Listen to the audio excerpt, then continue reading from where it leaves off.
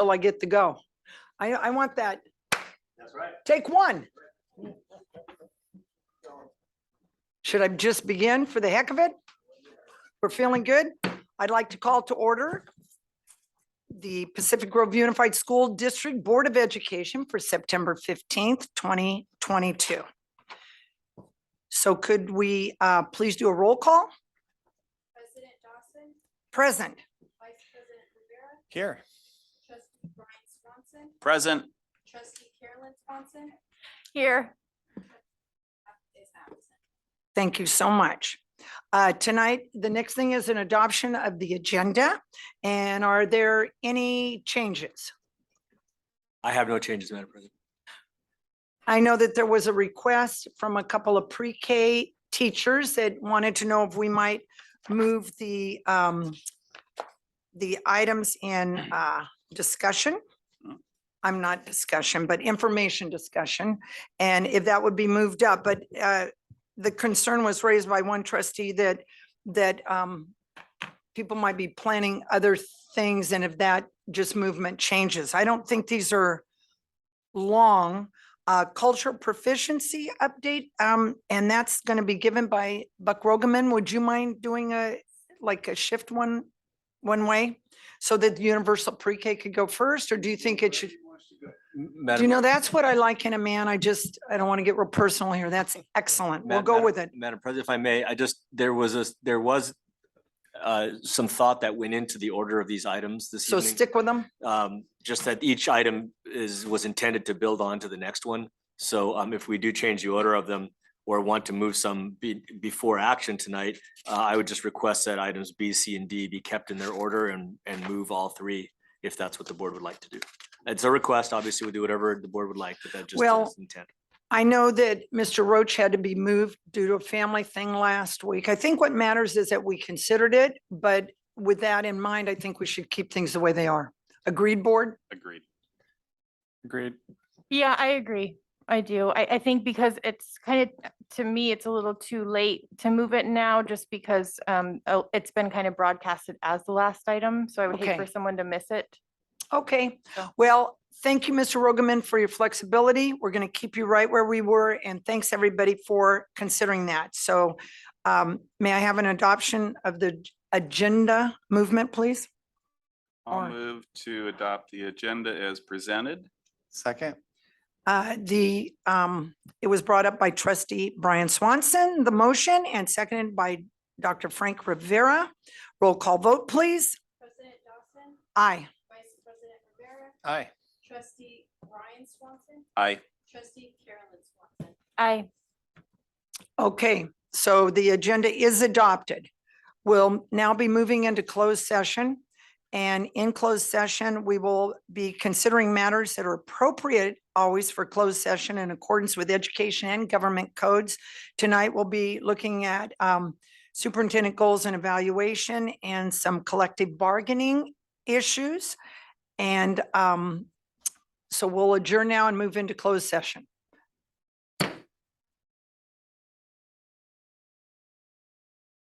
Okay, I'd like to open this meeting of Pacific Grove Unified School District Board of Education for September 15th. We're reporting back on closed session topics. We discussed superintendent goals and evaluation, and we also had some time on collective bargaining sessions and what we're doing with that. All right. So we're going to move forward now. Why am I lost here? Who took my pages? Where? Pledge of Allegiance. If that's a great way to start, please. I pledge allegiance to the flag of the United States of America and to the republic for which it stands, one nation, under God, indivisible, with liberty and justice for all.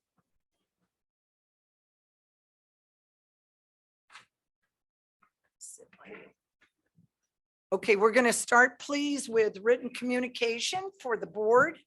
And this week, there were some questions regarding policy for the people sharing out. And we had a question regarding that. And just to respond to that quickly, that's just been a way we've handled things in the past. And my understanding is the new policy that we've done recently literally, I think, reflects that you cannot say, I'm giving my 3 minutes to Dr. Rivera and this person's giving their 3 minutes, and that we would like to hear 3 minutes from the individual. So it's coming in the new 9,000s and that will be there. I also got some communication about the potential skate park, and that would involves us regarding, is there a place on our district property? So that'll be coming up. And the reconfiguration, there were some comments regarding that, notes coming forward. And one of the things I wanted to say about that as we move forward is this is just a discussion. I know some parents seem to be a little alarmed that this would happen quickly or in the fall of next year. It's right now, it's simply a discussion to look at it and the effectiveness for the district as we move forward. So I just want people to feel a little ease about that, that it's not coming madly or quickly. Anything else, other board members? Had it covered. For written communications, I have a couple to add on to that. I got an email about a high school staff member regarding their actions towards students. I got 2 emails about high school volunteer. 1 email about adjusting the agenda, which, by the way, we are going to have that item at the end of the, sorry, let me tell you what item it is. The reconfiguration item will be at the, will remain on the agenda where it is. So it will be at the end of the meeting for anyone listening or here who's wanting to comment or listen to that discussion. And then an invitation for something called PG Libs. And that's it. Okay, thank you very much. All right, next we'll do board members' comments, please. Can you start? I'll make it quick, sure. You Yes. take your time, sir. I might have something more later, but I attended my first water polo match a couple weeks ago with trustee Path and with Dr. Hagquist, who was there with us as well. Pool looks great. I missed the women's game earlier, but I got there for the guys who crushed it. It was really interesting and admirable. It's like, I mean, I can barely, all right, let's be honest, I can't really swim. So seeing that display, it's like what I do is just called not drowning, but what those guys were doing was just incredible. And it was really impressive. And again, the facilities look great, a nice turnout for the game and, or for the match, whatever the match. It was very nice. I was happy to go. So that's all I got. Thank you so much. Dr. Frank? For now, I went to the MPC celebration. That was wonderful. It was a celebration, like blow up skee ball and everything. It was just really nice to see the community come out and celebrate the contribution of our local community college. And I'm so glad that the board passed that resolution. Thank you for doing that. I also wanted to remind everyone that today begins National Hispanic Heritage Month. So something to be celebrated. That is our largest minority group in our district, is a Hispanic, identified Hispanic. So go out and celebrate. Sounds good. Trustee Carolyn? Yeah, thank you, President Dawson. Just one thing to add about the reconfiguration item being the last item, we chose to keep it there because it has already been broadcasted pretty widely that it was in that location on the agenda. So we just didn't want anyone who was planning or hoping to be a participant in that agenda item to miss it. And then Ralph, I wanted to follow up with you. Remember there was 2 board meetings ago, we talked about the landscape plan that was kind of, you know, and the landscape plan, thank you for messaging it to us trustees. I just wanted to follow up on that. So I don't want that to fall off the radar. So can you tell me, is the landscape plan being now folded into Measure D? Is it something that trustees need to bring back as a future agenda item so we can talk about and give direction to implement in Measure D? Or where is that at right now? Well, at the risk of suddenly surprising Director Anderson, I'll say at this point that that was a while back now when Yeah. that master plan was first paid for and by the district. It's really a little bit of a misnomer. It's a plan that was brought, a number of people came to take a look at the type of soil that we have, the climate that we have, the locations where we would think we would want to do landscaping, and made recommendations of the kinds of plants that would be appropriate for those areas that are also drought resistant and would help us to save on water, that kind of thing. And so they zoned out each site with a particular zone identification and the kinds of plants that would be appropriate for that particular zone. So it was really more of a guide in regards to what would be appropriate for different areas throughout the district. And then honestly, at that point, that's as far as it went. I think that it can be incorporated in future discussions, obviously, since we have the information available to us as we take a look at what directions we want to go. And as we take a look at getting more grounds folks on staff, that might be something we can fold in on a regular basis. I think folded into Measure D would be fine too. Since this is the first time hearing this question, I don't want to go too much farther at this point. I can talk with Director Anderson and we can talk as a cabinet, try to figure out what the next steps will be. Okay, yeah, thank you. I just didn't want it to fall off. So, so I would love to hear more about it, however you want to keep that presented.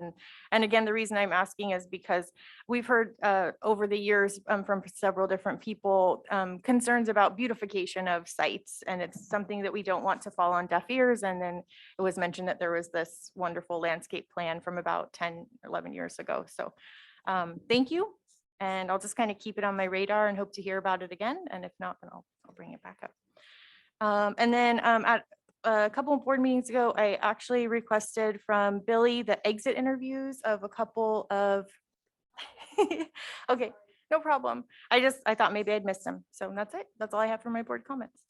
Okay, the comment I wanted to make, and we'll get right to our student, who's the most important comment actually in all of this, but it was just a wish for future board meetings. We don't get to talk a lot because of the Brown Act. We need to be very public all the time about everything. And I know a couple of meetings ago, we really took off on consent items and ended up spending somewhere over an hour and 15 minutes on items, pulling them, looking at them. What I'm hoping, consent items, we get these agendas, just so everybody knows, Friday. We start planning them the Tuesday prior to that. The clerk, myself and Dr. Porras get together and look at, here's the agenda, what are we going to do? We then they finalize and get all the paperwork together and then deliver it. So as the board, we get this Friday and we have 6 full days to peruse it. And they're so good about getting it to us. What I care about for the board and what I'm hoping to see, and I'm not here that much longer, is I know tonight we're going to have a thing about counseling. I would like to see our board meetings in a direction that deals more with our students, our programs, our goals of what we want to see educationally. It's very easy to get off on, and I mean all due respect to you, Song, with the numbers, because finances, facilities, it's so easy to do that. And a lot of times they do diagrams of what your time is spent on the board. And I feel like sometimes by the time we get through all of the minutia, we don't get to the meat. And I think our meat is our students, and it's what's going to happen with them and how do we improve. And I think especially post-COVID, we've all read articles about deficits and things that are going that need, I think, very critical attention from us. So what I'd like to see is that consent items get taken care of. The reason they're called consent is they shouldn't take a lot of discussion. That's the goal. If we think it will, then that's why it goes to action discussion. So if we can handle those more promptly and spend a little more time, and I've asked Dr. Porras, and I know Dr. Rivera and I have both pushed this forward, that we hear from the different sites, things that are going on that are meaningful, that the community really needs to hear. to not only just celebrate our kids, but sometimes to pay attention to that this is what's going to need some focus and this is what we need to work on. So that's what I'm hoping. And I just needed to say that tonight. But now I'd like to get to you, sir, and what's going on at the high school. Okay, yeah, so good evening, everybody. Just gonna give a quick brief rundown what's been going on at PG High the past couple weeks. As far as sports go, I know cross country has been having meets. We've got a couple really solid runners on the team. PG's always had a top-notch cross country program, so they definitely deserve a spotlight. I know volleyball is on the road right now. Last I checked, the game was going well. Football, we've got a game tomorrow against Greenfield. Should be a fun matchup. I know tennis is on the road tonight. So got a lot going on in sports. Most every team has been doing really well. So having a fun season. And then as far as in the leadership class, we've kind of gotten past the busy first part of the year, shoe week, all that stuff. So we're not really crazy slumped right now with busyness. So we've been doing our part in planning ahead, just so we have different things planned. As far as like prom, the juniors are already starting to fundraise for planning prom. We're looking ahead for homecoming, which is going to be the homecoming game is on October 28th, and then the dance will be on the 29th. And we're looking ahead to have a possible homecoming parade this year. We're still waiting to hear back from the city, but that's kind of our goal, is to bring back that tradition to have a homecoming parade, and we think that'd be pretty fun. So that's kind of what's going on at the high school right now. Thank you so much. I used to plan homecoming parades for about 15 years. Oh, heck yeah.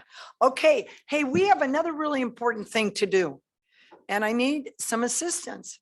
So tonight is the last meeting for someone who, even though I might have made a disparaging comment about numbers, it's certainly not about you personally and the outstanding job that you've done. Can you open that door? Because I think her hands are full.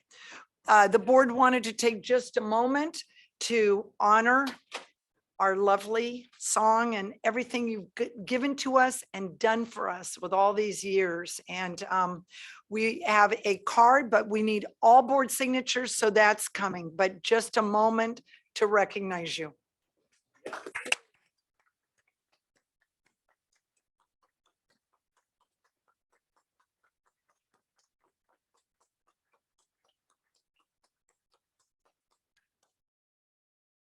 If we got you what you deserve, the room would be stuffed with flowers. So thank you so much. It's my 3 minutes in a few seconds. There you go. There you go. Thank you so much. All right, we'll now go to superintendent report, please. Thank you, Madam President. And you stole the thunder. I'm Well, kidding. we're just setting the No, tone, Kidding with you. ambiance. As We're it's getting- most appropriate that you started us off that way. I only have one item, and then I want to share in some acknowledgement, obviously. I heard earlier that there was a discussion letter coming in regarding the skateboard park, and I'm seeing that the butterfly parade and the skateboard park symbol look very much the same. We are in conversations with the city. I just had a conversation with Dan Go, Public Works, and Ben Harvey, the city manager. The city has whittled it down to 3 locations at this point. And I don't want to get into details yet because it's still theirs to work on. I do know, however, they are continuing to talk with us because one of the sites does concern the school district. It's the site that's over by on the Forest Lodge Road, right at the top of Forest Grove, kind of across from the Cal-Am and some of the offices there. You've always noticed construction trucks parked there most of the time. It's a gravel lot, and it belongs to us, and the city wants to get into dialogue as to whether or not we would consider working with them to see how we can make a skateboard park work.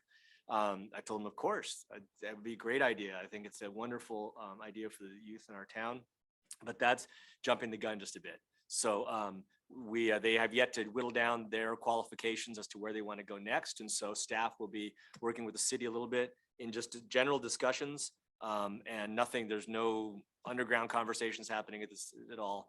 But I want to make you aware that we have been talking, and we'll bring relevant conversations to the board as soon as there's a little bit more substance to it. So just want to make you aware of that, and we'll go from there. Being a skateboarder in my youth, I think it'd be awesome to see. So the other topic, of course, is taking this a few minutes, if you will indulge me, and certainly for yourselves, want to acknowledge and appreciate Song for the work that she's done. This is her last board meeting, although she's promised that she's going to zoom into all the board meetings in the future because she just cannot I'm get away. sure. But we, speaking for myself and on behalf of the administrative team, Song has been just an amazing addition to the team in the 4 years that I've had the opportunity to be working with her in partnership in the superintendent ranks. She has just brought an entirely new level of conversation in the management team. And a big piece of that, a piece of the conversation that we have had around cultural proficiency and taking a look at equity in our district and really becoming more vulnerable around the backgrounds that we have in the culture that we identify with. A chunk of that has to do with Song. And when she first arrived to the district, we immediately got in those conversations about her background and the culture that she brings to our district. And it was just wonderful to begin that conversation. And it's just kind of permeated its way. So I think that's a much more important accolade to give, in that Song has had a part in the conversation that we've had in bringing equity and culture proficiency to this district. The numbers are important. And so that would be the secondary part of the conversation, of course, is that you've known she's done an amazing job of keeping the numbers for us. She's a detail person. She has a great knowledge of the laws, ed code, done a lot of work for different districts throughout the state, and has been able to really interpret that for the public, give us a good read on what's happening in an easy to understand fashion. And there was no time at all that we were ever worried about the numbers, worried about missing something. Song was always there to take care of it. And last but not least, for sure, and I know Song wanted to talk a little bit in the board for sure. I've just appreciated Song as a person. I think the humility that she brings to the position, the kindness, the compassion, just has been tremendous. I've learned a lot from her. I've become a better human being because she's been around, and I appreciate the work that she's brought for us. I know that she's going to have a wonderful time in her retirement, and I'm sure she'll continue to do other work that she does. I'm proud to say that, at least for the moment, the last CBO position that she had was here in Pacific Grove, so that we can lay claim to her that way. And so on behalf of the district, she didn't get her plaque last time. So on behalf of the district, with the deepest gratitude, an official retirement plaque for Song for the dedicated service 4 years for Pacific Grove Unified School District. And Song, you're amazing. So thank you. Thank you so much.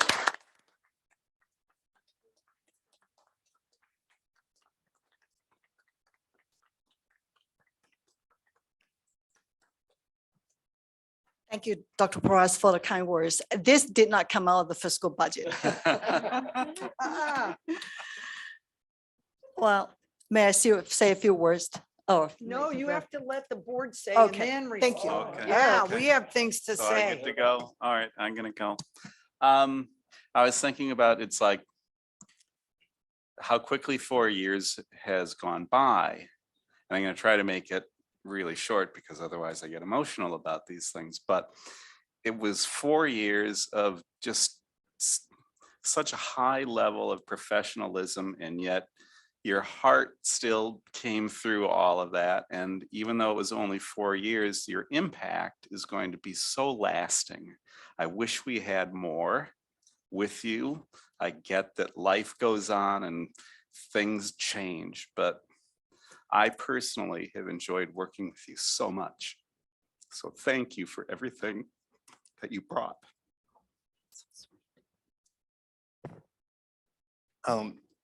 So I haven't known you as long as the rest of the board, but right away, I was just really impressed with how approachable and in a positive manner you approached your job, and it was really nice. And I'm a data wonk myself, but when I looked at our first budget report, my eyes just bulged out, and I was like, wow. And but the way you're able just to present that data and make it approachable, and then help zero our eyes in on the important points, and just to dig through was just wonderful, and it made it less intimidating.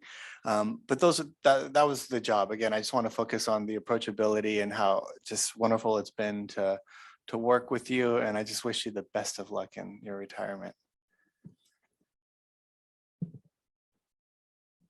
Thong, I remember when we first met.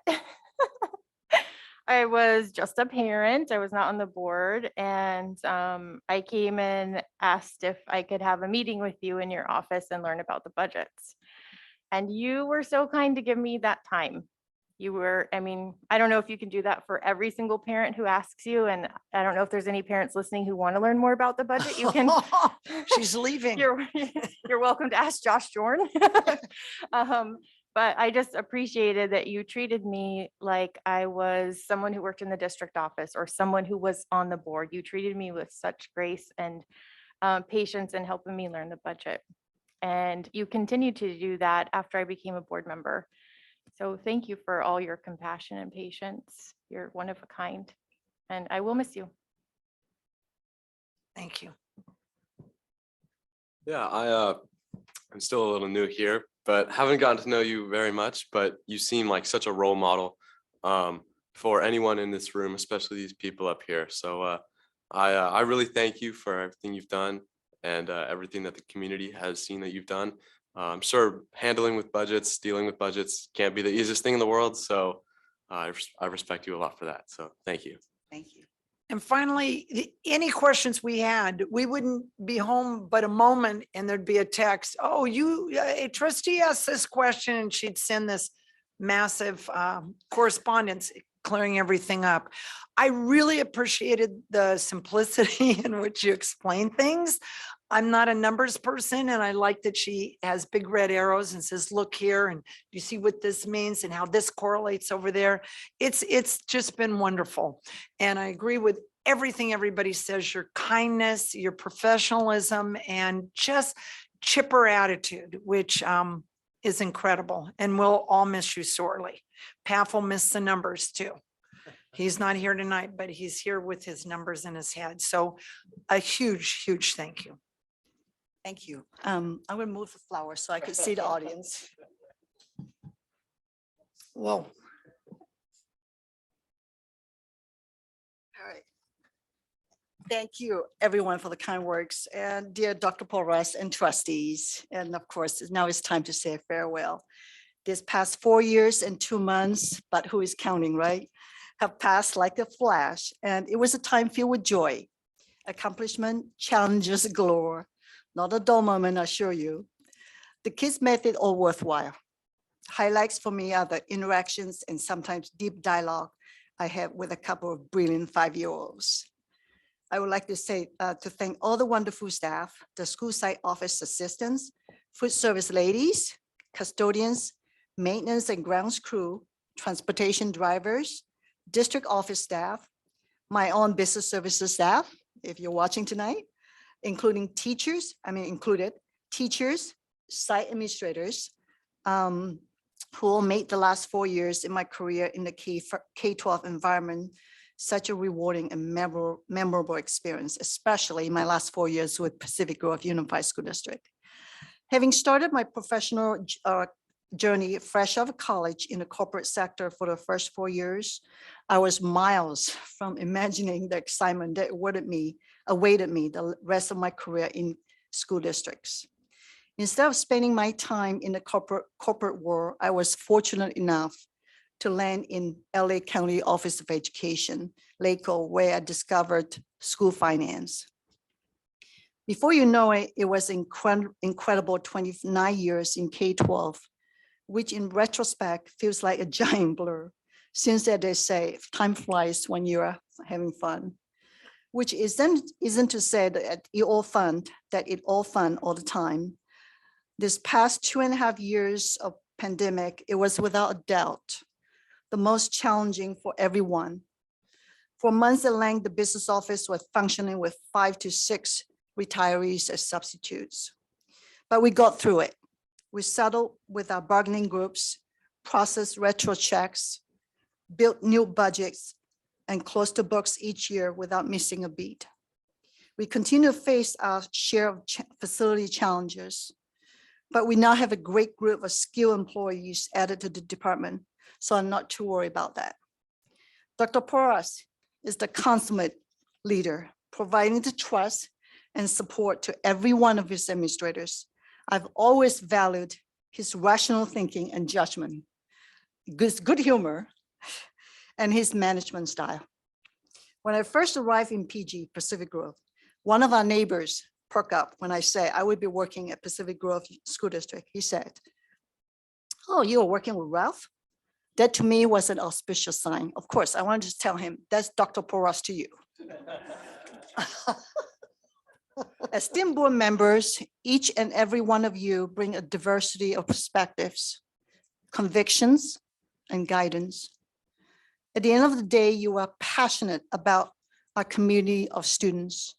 I've greatly appreciated your trust and steadfast support. I truly could not have asked for more. You are one of the strongest committed groups of individuals I've ever had the pleasure to work for. I admire some of the tough decisions you often have to make. My hats off to you. In closing, I wish to express my respect to the Pacific Grove Unified School District, which is full of dedicated, hardworking, and deeply committed employees who have been an inspiration for me.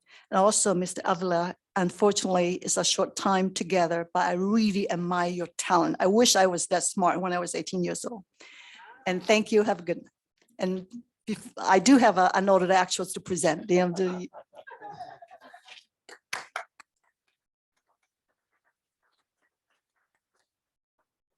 Thank you so much. All right, can you read that? Oh, yes, I'm sorry. PGUSD staff comments, non-agenda items.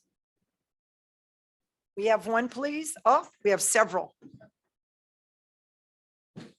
Yeah, we'll start in person first, please.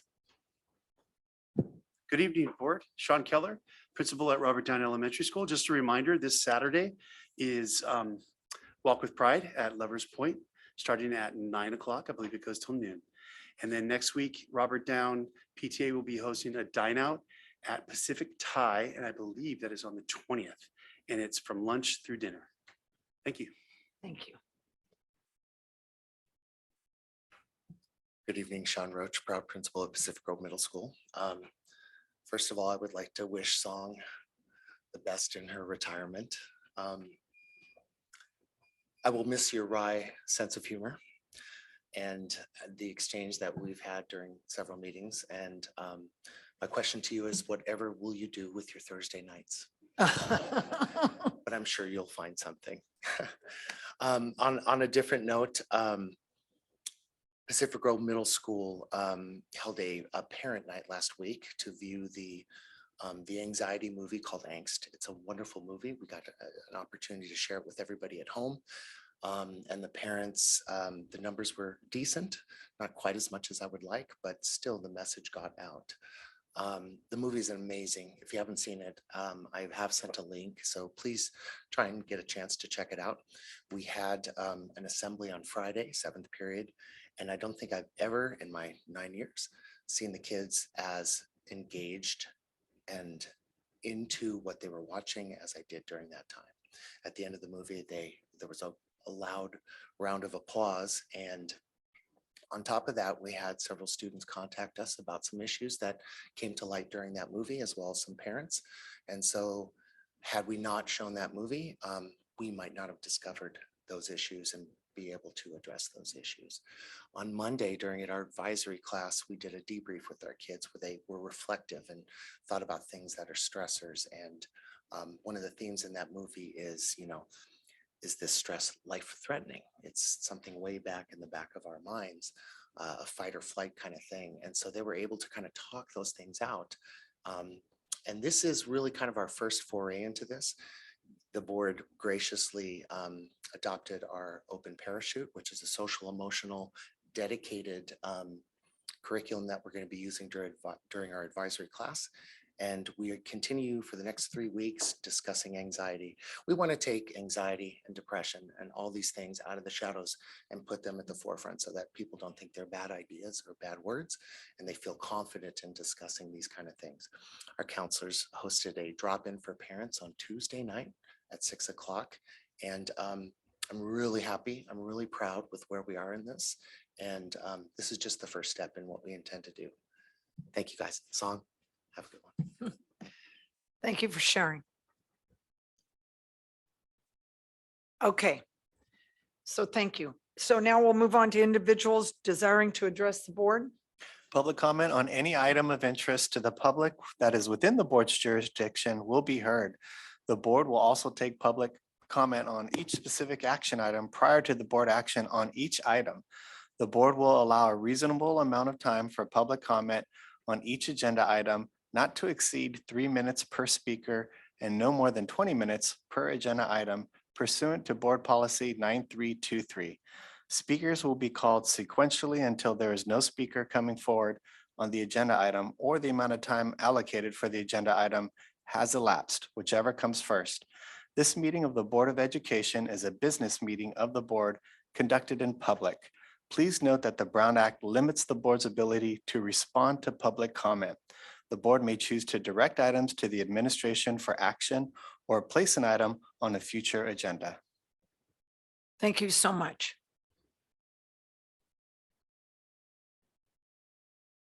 That was read so well, and there's no one tonight. Okay. All right. And this is the item that we've talked about, and this has been the way we've had past practice with 3 minutes per. So there we go. All right. Next, we'll move forward, please, to the presentation with the City of Pacific Grove housing element.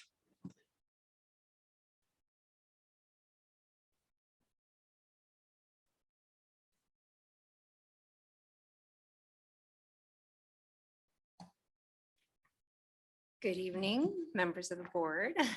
Let me just get my computer ready here. No problem. Share my screen. Thank you.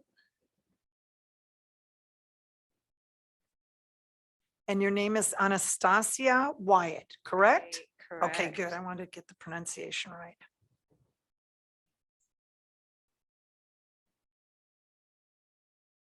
Okay, there we go.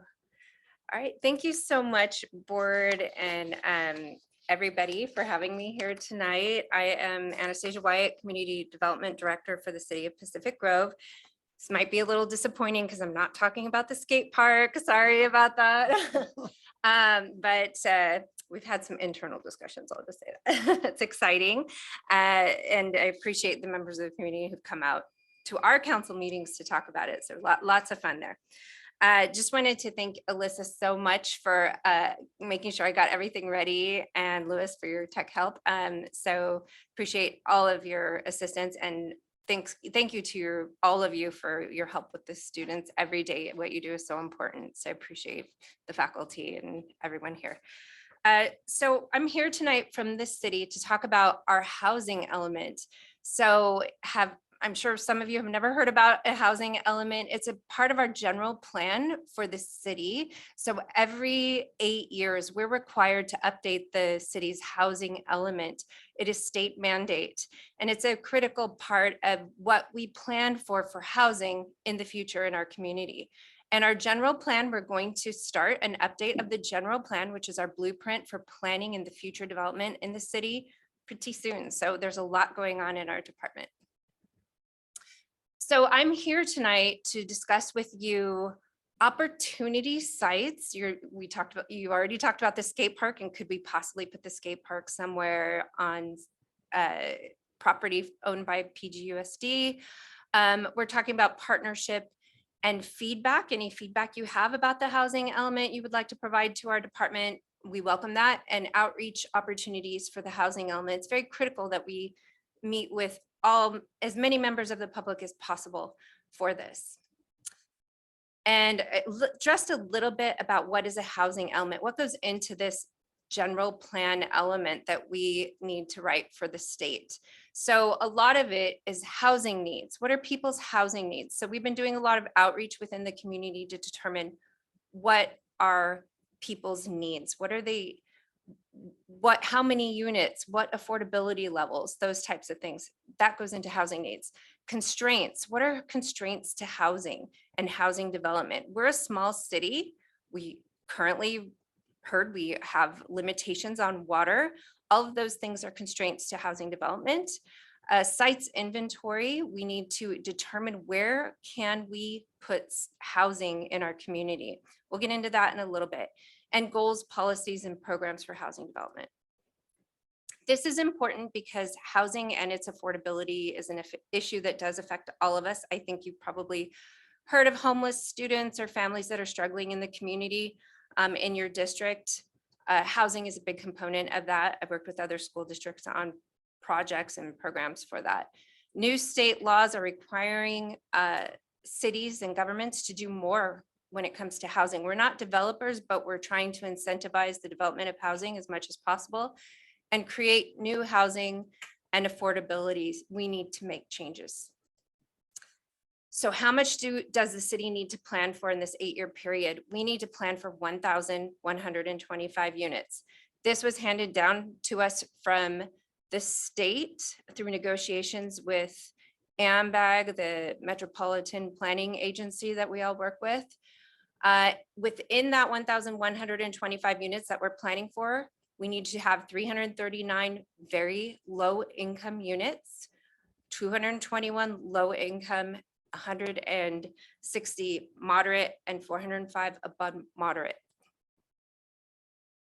Part of the reason we received so many units is now because of affirmatively furthering fair housing. We have to think about diversity, equity, and inclusion, and what have we as a community done in the past that has not accomplished these goals. We are trying to address that in this housing element. And that means we need to think about diversity. We need to think about lifting barriers and restricting access to housing. How do we create more housing? How are we going to accomplish this 1,125 units? We're going to have to be creative.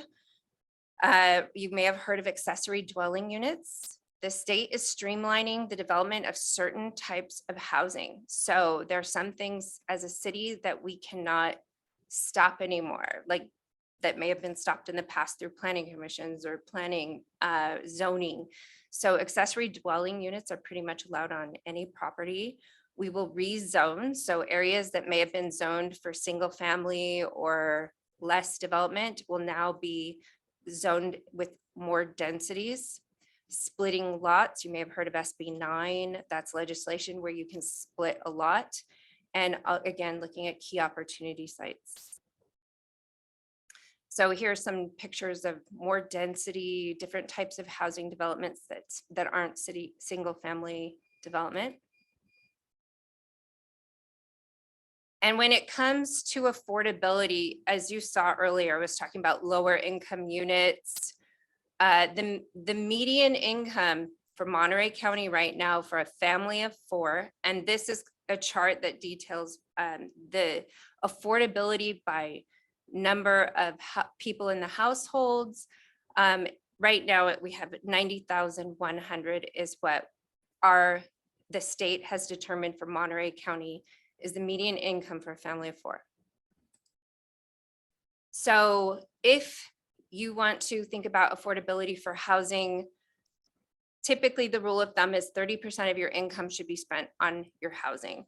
And that means for a family of 4 earning 90,100, they can pay roughly $2,252 a month on housing. Right now, HUD has determined through their analysis the fair market rents, and these are typically below what is actual, is for a 2-bedroom home is above that moderate income, what should be spent on housing.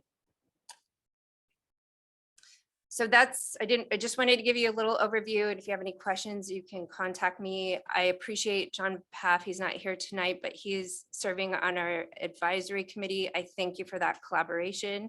And if you have any ideas or any other collaboration, I'm here. So that's my presentation tonight. And again, just wanting to talk about what are ways that we can collaborate, if there's any ideas you have that I can reach out to the community in Pacific Grove, your community, I'd love to do that. So that's my presentation. Thank you. Thank you so much for sharing that. I know John's talked to us previously about working with you guys and the ideas coming up. The accessory dwelling, I've never heard of that. And is that throughout the state now that they're doing that? Because I had heard over in Los Altos, I've heard of families doing that, but I didn't know here as well, everywhere, huh? Yes, Wow. Yes. Okay. All right. Other questions, board or? Yes, sir. So 1,125, 1,150 units over 8 years, right? We need to plan for that many units. So and so when we fail at that, because I mean, come on, right? It's like, that's not gonna happen in Pacific Grove. So what does the state then do when we don't hit that mark, whether it's our city or other cities? What happens?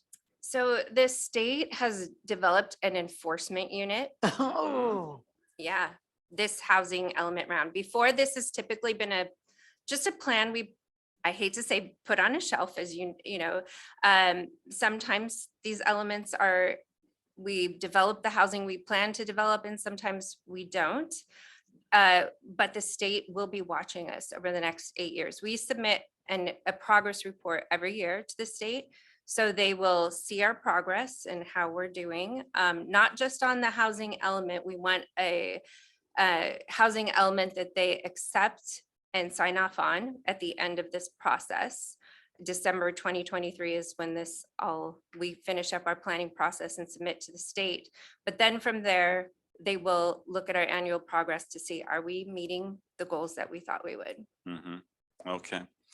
And is the state providing any funding to cities to help them further, or to reach this goal? We have received some planning funds, which are great. We will need more subsidies, especially for the lower income housing development. Those are subsidies that we'll be looking at opportunities for grants. There are cities that have missed out because they did not have compliant housing elements on those funds. So we do not want to be one of those cities that misses out. So we are working really hard to make sure we ensure we keep our opportunities open for our community. Okay, great. Thank you. It's a huge challenge, Right. no doubt. Huge, huge. Thank you.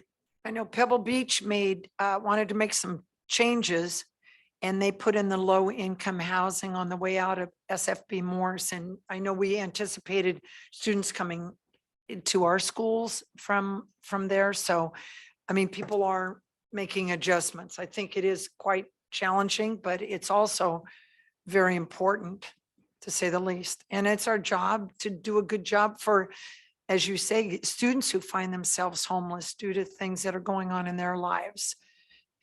So thank you for that good work. Any other questions or? A couple of things. So we do have a weekly, it's called a PGUSD weekly break, I think is what it's called. And if you have flyers that kind of line out ADU information or anything that you would like to get out to our families, you can submit those flyers to the district office and they decide whether or not to approve it. But this sounds like a valid thing for the weekly break to help you kind of distribute that information if that's something you're interested in. Great. Appreciate that. And then it sounds like, we're being presented with this very interesting information that sounds like it could really benefit our community. And so I think as a board, we should consider directing Dr. Portas if we should bring this back as a future agenda item to maybe discuss PGUSD land being used to kind of assist the city for its 1,125 units, but more importantly, to assist our community and our students and families.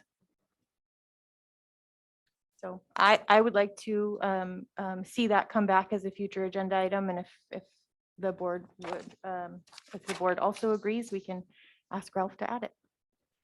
Yeah, we can discuss that at the end of the evening when we bring up the future agenda items. That's good. Perfect. Anything else, Trustee Carolyn? That is all. Okay. Nothing? Okay, thank you so much for coming in. Thank you. Public comment. Pardon me? Public comment. Public comment, of course. I'm so sorry. Anyone here? Thank you so much for your help Thank tonight. you. It was quite informative. I had no idea. Thank you. Thank you so much. Okay, we'll move forward to consent agenda, please, that I was discussing a little earlier tonight. So where are we with this? Actually, we have one hand up on the screen. Louis, do you see that? And I believe it's for this housing item. Oh, Dr. Hazen? Hello, sorry, the host has not allowed me to start my video, but I just wanted to thank Anastasia so much for the presentation. And I realize it may not be something you can respond to directly, but I would love to know if there is a ability to lay out what the planning process is going to be for site identification for these housing sites outside of the ADU. I know we've dealt with this a lot, in our city on other items, and it would be really good just to have an idea with how the public can be involved with that and what the process will be until December 2023. So thank you so much for that very informative presentation. Thank you. You see any other hands? Anything? Okay. All right. So now we'll move on to item 7, consent agenda. Any questions or? Yeah, I'd like to pull item E, please. Okay. Any other? All right, so item E, can we have a motion for, we'll move that, how do we want to do that? Would we move that over to, The board can go ahead and vote on all the other items under consent, and Got it. then you can choose to move that anywhere you'd like on the action agenda. okay, so we'll just deal with it first thing. All right, so I move that we accept the consent agenda for this evening minus letter E. I'll second. Motion was made by Christy Dawson, seconded by trustee Brian Swanson. Roll call vote, please. President Dawson, Yes. Vice President Rivera, Aye. Trustee Brian Swanson. Aye. Trustee Carolyn. Aye. Student Ray. That's good. All right, want to make sure you're included. All right, thank you. Motion carries. All right, let's go to item E, please. Yeah, thanks, Christy. I pulled this because of the NASA field trip for Robert Down, and I do have a couple questions about that, mostly related to, first of all, kind of a comment that I have is if our district as a, kind of is the culture of our district to look at field trips as part of curriculum.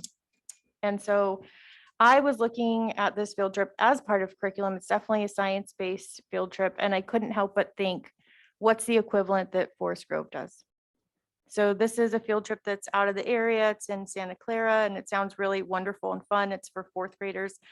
And so you don't necessarily have to answer that right now because I didn't ask you that in advance, but I would just like to keep that in mind if we've got if we could have sort of alignment at the district office or, somehow above each site, kind of making sure that the field trips, if we're doing something especially related so closely to curriculum, making sure that that happens at both sites. Okay, that's it. All right, so now we move to let these guys take this trip, correct? Any public comment? Public comment on the out of county for overnight activities. Beth Shamas, please. Thank you. My concern about that one is that you're taking all these 4th graders in individual cars, I don't know, 9 drivers or something, and driving that far. And I was wondering why a bus wasn't taking them that far. It seems like you're multiplying liability. No bus drivers? Well, yeah, I mean, it may be, but you may be able to find one before November 22nd, whenever this goes. But anyway. We're happy to You answer don't- it if you like. Yeah, otherwise we can move on. well, it's a point that's brought up. I mean, I don't know. Okay, A concern that I would have that, it's like you're spreading liability out when you're taking 9 individual automobiles that far with kids versus one bus that takes them up. well, I would assume that the school thought about this and this is the decision that they came up with. I mean, I get what you're saying, but we've been hearing about bus drivers. We've been getting a lot of notes that people are getting qualified to service our district, and hopefully in the future, that's not an issue. Question from home, please. Okay, Amanda. Yes, hi, thank you. I currently have two boys at Robert Down, and I'm just a little bit confused as to why Forest Grove can't do the NASA field trip. I am so beyond thankful that we get to go. As it is parent driven, I'm not understanding why Forest Grove can't join in on that, because I'm all for having both schools do the same. And I understand the bus concept. So I just didn't know if that could be addressed or not.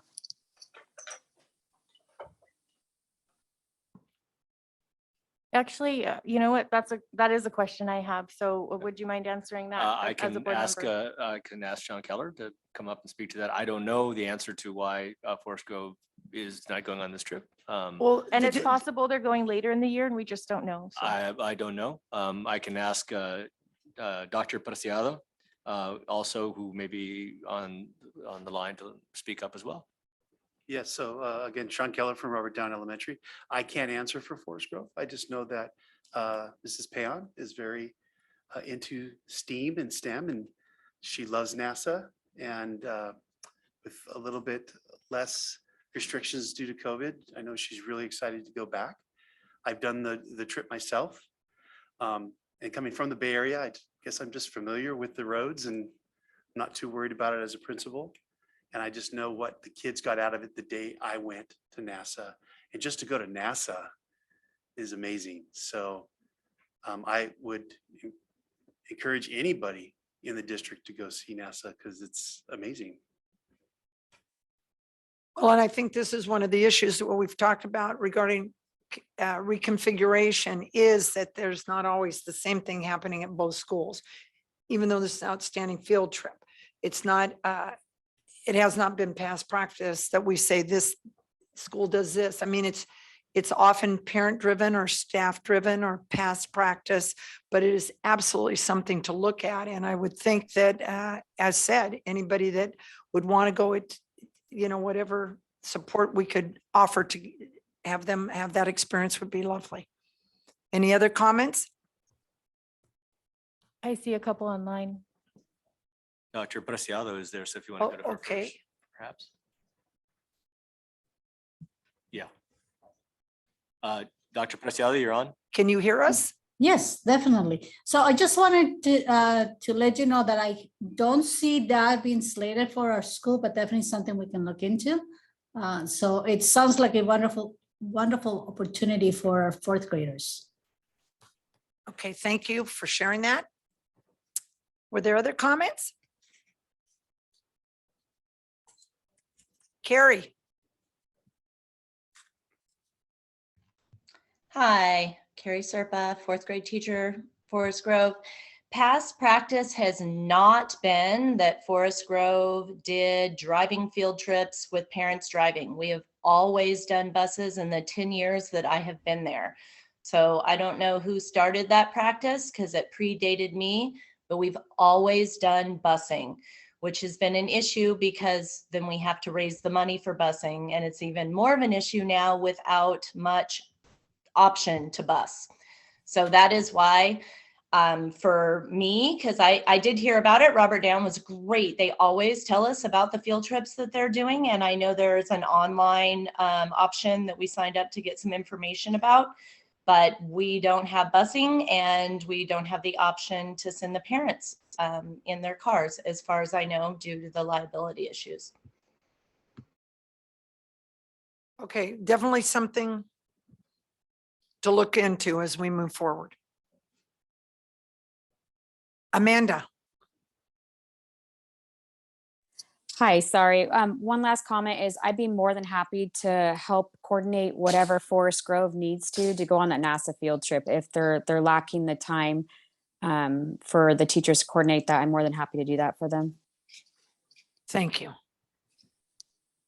So yeah, Sean Keller, principal at Robert Down, just one more time. Again, I'm a former Forest Grove parent, and I have driven to the IT Tech Museum for the 5th grade trip. That was a trip that was occurring for many, many years at Forest Grove. I don't know if they're doing it anymore. I wish Robert Down would do it because again, the IT Tech Museum is another great experience. I think just we have to ask our parents to just do it. I completely understand. Go back to Bill Phillips, who said buses are safer, and I agree.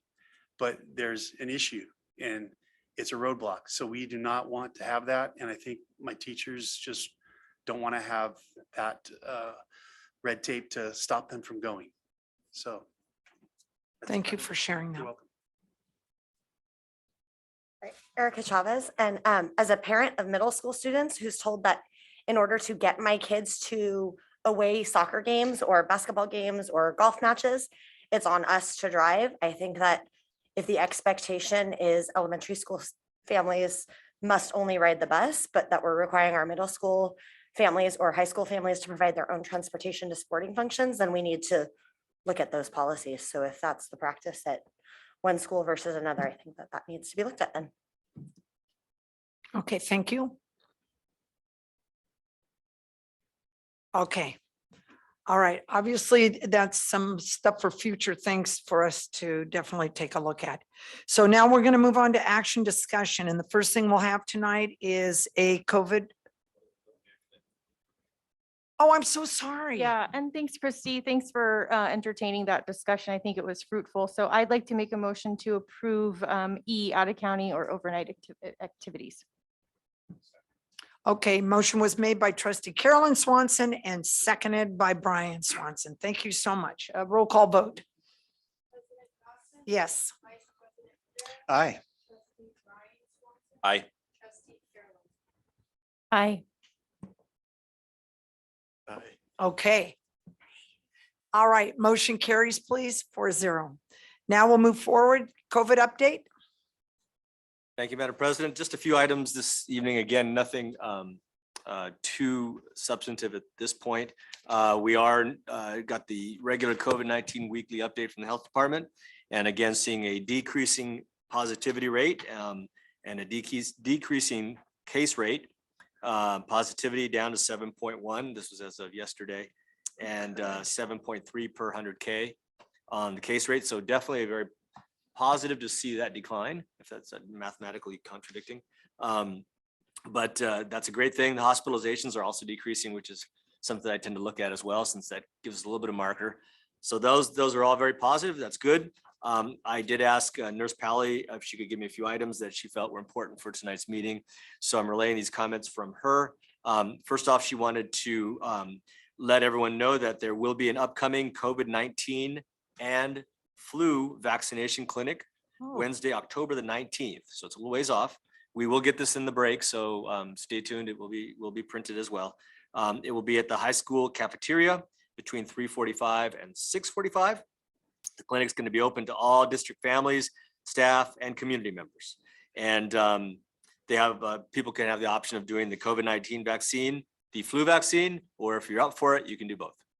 So I think that also we believe that the new bivalent booster vaccine is also going to be available at that time. And so the vaccine appointment and registration sign-up link will be released within the week of that vaccine. So plenty of time. Don't worry about it. We'll get that going. Also, I want to express a big thank you to all the families who have been vigilant in helping to keep their students at home when they're ill. We have noted a very positive difference that's making in helping to reduce the spread of illnesses throughout the campuses. And we want to point out that recently we added under the parents tab of the website, more information on the illness and immunization policies that we have in the district. So you can take a look at that on the website, check it out. Again, this information is going out in the break, so you'll have it for later. EpiPens. We've been working to obtain some free EpiPens for all of the 5 main campus sites. These are going to be prescribed. There's a prescribing physician that's been selected by Nurse Pally. These will be placed fairly soon and they'll be made available for emergency purposes. As you may or may not know, EpiPens are typically prescribed for an individual. So these are obviously for emergencies only. We want to remind folks that if you have an EpiPen prescribed for your child, that needs to be treated just like medication, and to please let the office know that. It can be stored at the office as necessary, or however it's arranged at the site. So please do keep that in mind. And speaking of medications, municipality would like to remind everyone that if you require medication for your child, to please call the office, make contact with the health office, have that stored at the office, and your child comes to the office to take the medication versus keeping it on their person. That way we can help monitor and make sure everything is safe. And then finally, it would help us out tremendously if parents who would like to have their children continue to wear a mask at school, either indoors, outdoors, or both. The sites have done a really great job of helping students feel comfortable, whatever their choice may be. But it would be really helpful if parents would contact the teacher to let the teacher know this is their preference for their child. It just helps us remind the child this is something that your family would like to have. And that way the teacher can also just kind of be aware in case they need to run a little interference for whatever reasons. Just always helps to stay in the know. And last but not least, we are continuing to work on the Narcan issue, helping to provide that for the district, and we'll continue to get that moving along, and we'll make sure to inform all of our parents. That did not have to do with COVID, but we thought we'd throw it in there. So needless to say, I want to thank all the staff for the great work that they continue to do in helping to mitigate and make sure that our students are as safe as they possibly can be on our school sites. And that certainly goes to our administrators as well, who have been managing a lot of parent communications around this issue. So that's where we are. Happy to take any questions, and I'll answer as I can. Any questions? Amanda? Are we going to do board questions first?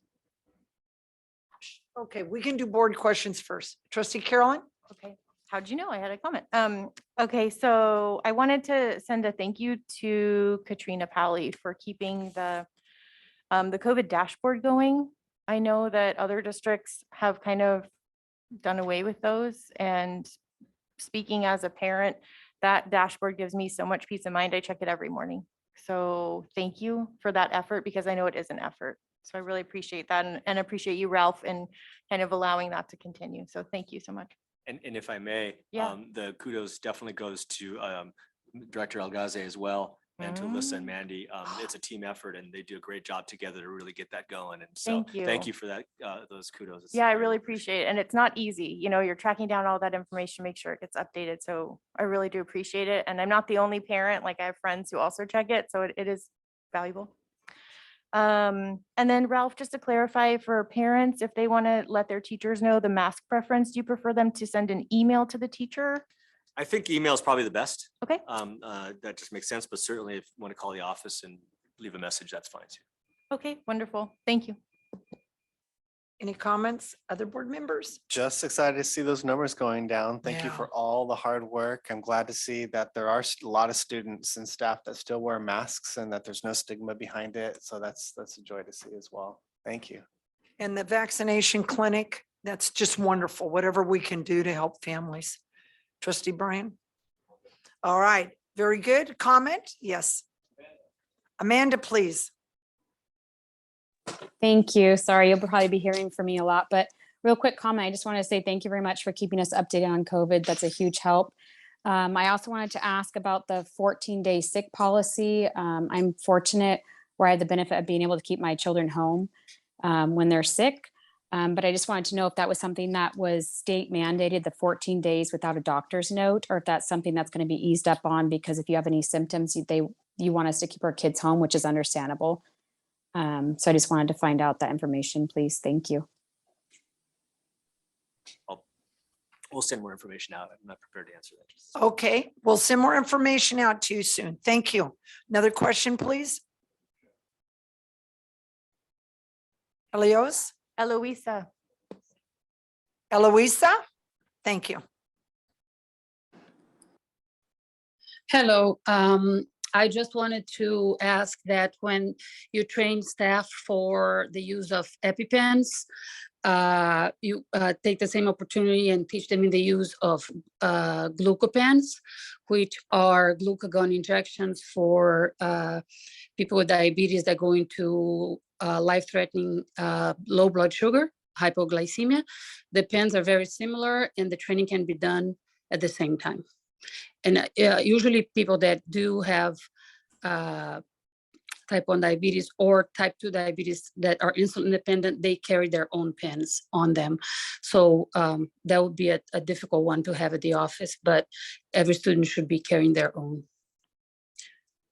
So you don't need to buy one, just train the staff on using them when you train on the EpiPens. Thank you. Thank you for your input.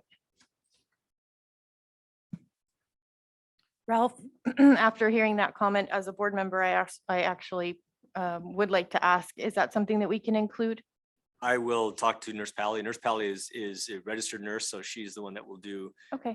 any of the trainings that come. And so I will send a note to her and ask her about that as well. I know we had done a training in the past when we had some students. Most of the students now have the automatic little device that's already in their body and ready to go. But I will ask her for sure. Okay, I appreciate you asking. Thank you. Thanks for following up with that. All right, any other public comment? Okay, next we'll go on to B, contract for services with California Premier Restorations for microbial remediation at Forest Grove Elementary School. Welcome. Well, thank you. So it's actually just a minor job. Not a lot going on there. A past roof leak has some visible evidence of some microbial growth that we want to get cleaned up for the health and safety of our lovely Miss Dr. Preciado and the office staff over at Forest Grove Elementary. Again, it's just a small job. We're going to take some ceiling tiles down, do a little HEPA vacuuming, cleanup work, maybe a little encapsulation. We've already fixed the roof. So that's it. All right, thank you. Questions? Just a fancy word for mold, microbial remediation. Microbial. It's the anti-M word, yes. I know. Yeah. I appreciate the semantics and the way you did that. I like what you did there. So, but I could have Googled that, I guess, too. So, but I admire your use of the word. So, well, thank you. Thank you. Board members, any other comments? Quick question. Yes, sir. And this wasn't in a classroom or? No, it's in Dr. Preciado's office. Oh. Formerly Buck's office. He never noticed it. It's small. Yeah, but I take all those kind of things very seriously. So we want to get after it. Okay, cool, wonderful. Hopefully no further damage and the water could wreak havoc. Exactly. That's why we took care of the roof leak first. And since it's not urgent right now because we don't have rain, but hopefully someday we will have rain. So Agreed. take care of it while we can. Thank you for doing that. Okay. Trustee Carolyn, question? Thank you for doing that. And just a quick question on work orders in general. It was maybe 6 or 8 months ago, Song, not to put you on the spot, but remember when we had a kind of a bottleneck of work orders? And I remember, I think reading somewhere that we're all caught up on those, but I just wanted to confirm, how are we doing on? We are mostly caught up. We've had a little Okay. resurgence when school restarted. Sure. But we're keeping on top of them pretty well. Awesome. We've had a couple of absences here and there, but Yeah. yep, we're monitoring this. Thank yes. you. And thanks for catching the mold. Okay, you're welcome. Any public comment? Okay, do I have a motion? Motion to approve. Second. Motion was made by Dr. Frank Rivera, seconded by Trustee Carolyn Swanson. And Ray, what do you think about this? I keep forgetting, we got to ask you. Should we fix it or let it go? Yeah, I think it'd be a good idea to fix it. Cool. We're going to do just what you're saying. So let's do that vote now, please. Roll call.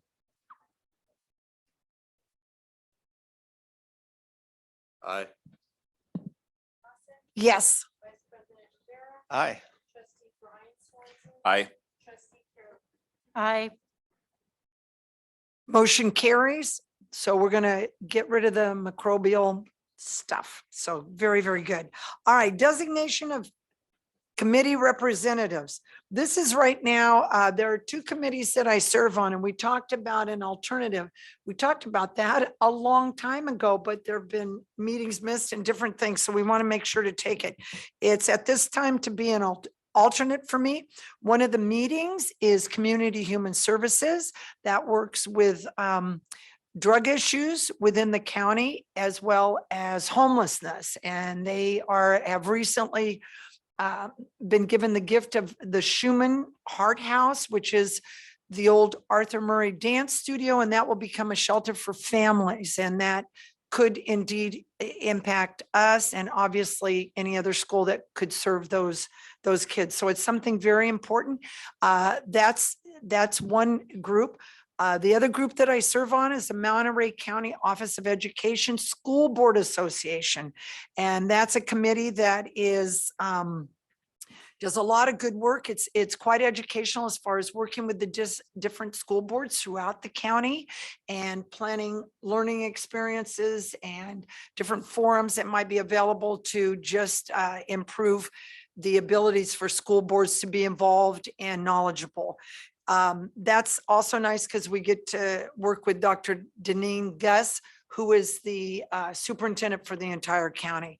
So I have a very sophisticated cup here, and 2 people have expressed interest in these 2 seats. And so what I was thinking is we could have the name pulled, if this works for you guys, both names of trustee Carolyn and trustee Frank, and maybe Ray could help me, and both names are represented, so he'll pull, and whoever pulls could pick one of the positions that they want, and then the other could do the other. Does that sound reasonable? Yeah, that does sound reasonable. But I just want to clarify for the minutes, because the way that this reads is that we're selecting a replacement for, let's see, who will replace trustee Christy Dawson as liaison for both. And what we're actually doing is just selecting an alternate right now, because we do select the actual representatives at our December meeting. So I just At want to the clarify that in the organizational. minutes. Yeah. Yes. So we'll clean that up. So that's, I said it like that, but it is written differently. And I also wanted to say, Christy, that I have heard that you have received a 100% attendance award for attending the Community Human Services. And so the alternate will probably never be used. Well, But it's good for us I'm to have. telling you. Thank you for it. I said, how did you know that? But anyway, that's very nice. Okay, Ray, will you come and pick the name? Drum roll, please. All right, and this person will choose that. There's 2, you can't go wrong. There you go.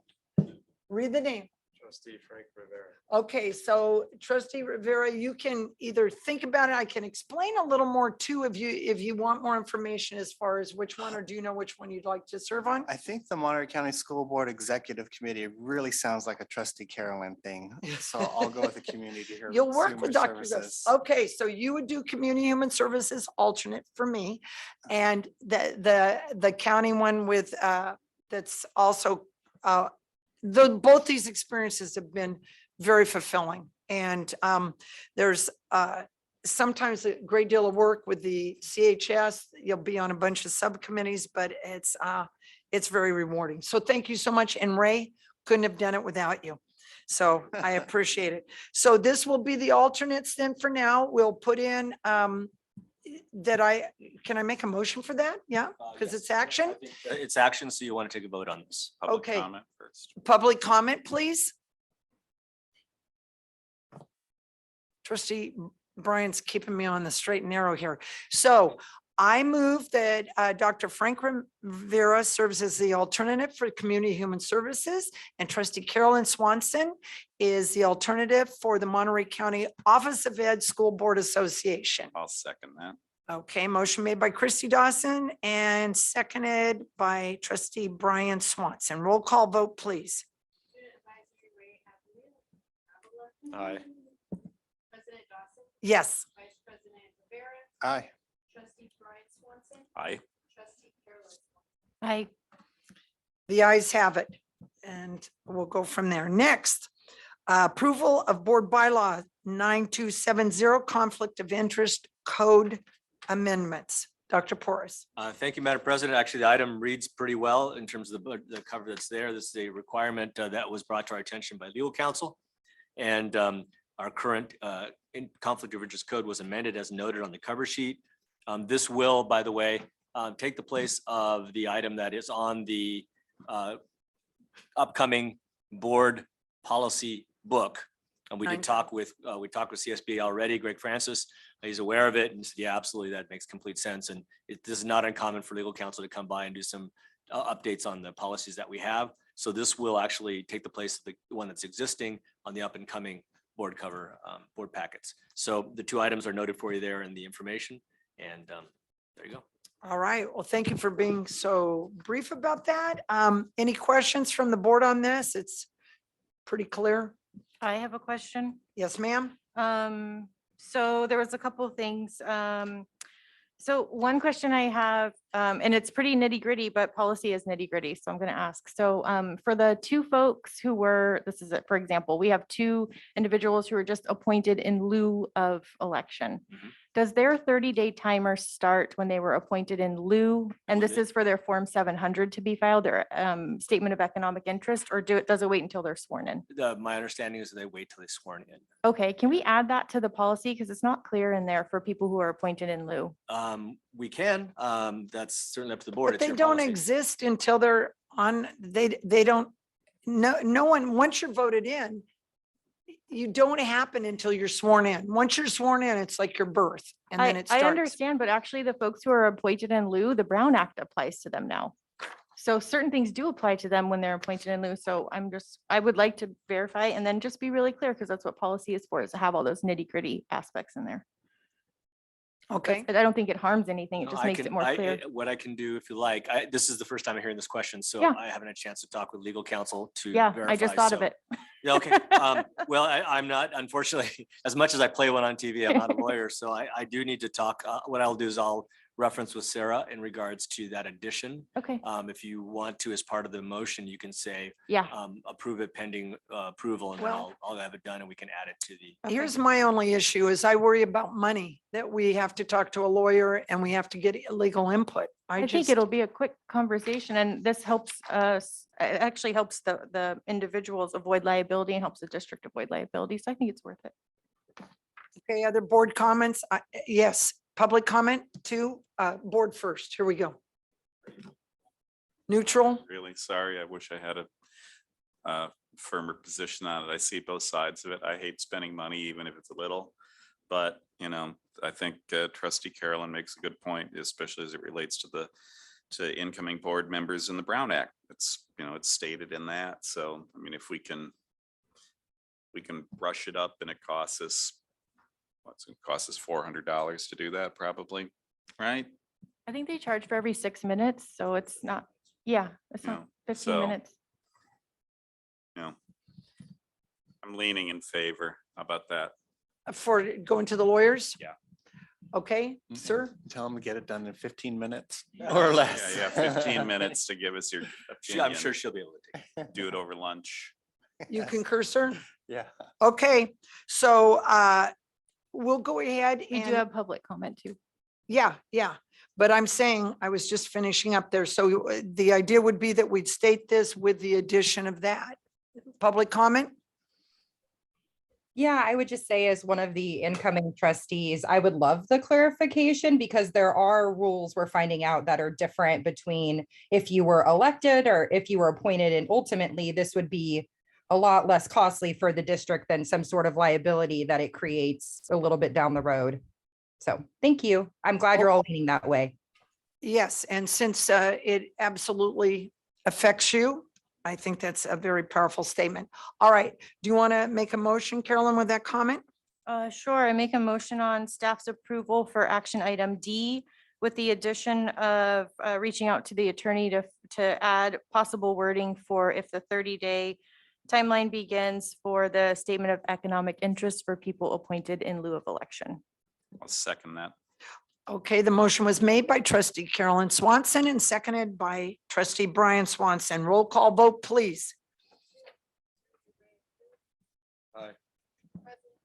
Yes. Aye. Aye. Aye. Motion carries. Next, we'll move on to adoption of, adoption of resolution number 1094 designating authorized agents to sign school orders. Dr. Porce, pretty straightforward on this Straightforward. one. You're welcome to take this item. It's the cover sheet's pretty clear on it, so. Well, it's nice that we have some of these that are pretty clear.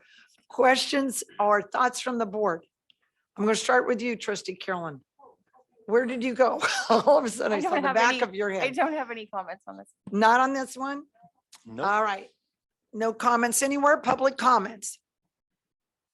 Okay, I move that we accept resolution 1095 for the GAN limits for 2021 and 2022 through 23. Did you? Did I?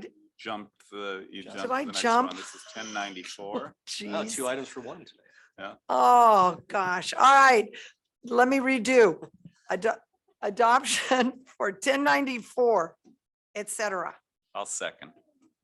All right, motion made by Christy Dawson, seconded by trustee Brian Swanson. Roll call vote. Aye. President Dawson, Aye. Vice President Rivera, Aye. Trustee Brian Swanson, Aye. Trustee Carolyn Swanson. Aye. Motion carries. Now, let's just move forward real quick to number 1095. You had a sneak preview for the GAN limits for 2021 through 22 and 2022 through 23. Thank you, President Dawson. I'm mindful of the time, but just real quickly, congratulations, Mr. Jones, but just don't sign those checks so quickly. GAN limits, this is the first time, the GAN limits normally is just a perfunctory format where every time we close the books, we'll have to present it as a resolution to make sure we meet the GAN limit. Unfortunately, because and this is the reason of that, we're not meeting the GAN limit for 21, 22 is because we down in average daily attendance. ADA was way down from 2 years prior. The law allows us during the pandemic 2021 to get the ADA from the year prior. So we comparing to 1920, not 2021. But with that, of course, it was a higher ADA before the pandemic. So now with 2021, our ADA was way low. So with that, we have to ask the state to request to increase our appropriation GAN limit. The letter with the template from the county office was sent on September 16. And we don't see a reason why they will not do that. It's just a format. For us, we are basically a school district, but still we have to meet the appropriation because it's the law. So with that, I'll just have any questions. By the way, the limit is a little bit over $2.9 million. Is on page 97, number 10, right at the page, the first at the top, it says enter date and totals, $2,990,256.91. Okay, thank you. Board, any questions on this? No. Just a quick one. You Yes. said this letter was sent on September 16 and today's September 15. Did you mean September 13 or 14? You know, I do have the You letter. don't have to look it up. Yeah. Just again for the record. So It was, it's actually dated September 16th, but this is later on. We sent it earlier. It was, we changed the date because the county office said I had the earlier version because the county came back, say you don't have to wait until the board to approve this. We could send earlier. Great, I great. do apologize. It was No. earlier than that. it's all good. And thank you again for, it's like some of these things, and we've seen this every year. It rolls through. Sometimes we think it's like, all right, it's GAN limits, it's this or that, and we're good. But you pointed out that it's a little different and you made it understandable. So the gift of song. The gift of song. Any questions? Okay, public questions or comments? Okay, that's a restroom break. That's a different thing. We don't need to stop. Let's vote on that. All right. Nothing public. Okay. I approve. Go ahead. I will move to approve resolution 1095 GAN limit calculations for 2021-22 and 22-23. Second. Motion was made by trustee Brian Swanson, seconded by Dr. Frank Rivera. Roll call vote, please. Aye. President Dawson, Yes. Vice President Rivera, Aye. Trustee Brian Swanson, Aye. Trustee Carolyn Swanson. Aye. Motion carries. Now we'll move to the approval of the 21-22 unaudited actuals financial report. Thank you, President Dawson. This is, let me just get this. Is this known as a swan song? Oh. Wow, that was from Dr. Porras. That was a Oh, that's good, nice. thank you, song. It's a double That's- parting gift. Yes, it is. Okay.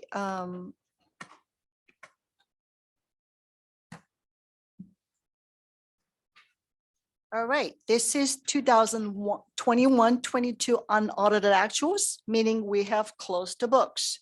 The next step is for auditors to look at our books. And they always have questions like including associated student body. They will be here the last week of September. So by law, we have to present to the board on or before September 15. So tonight is the day, tonight for us.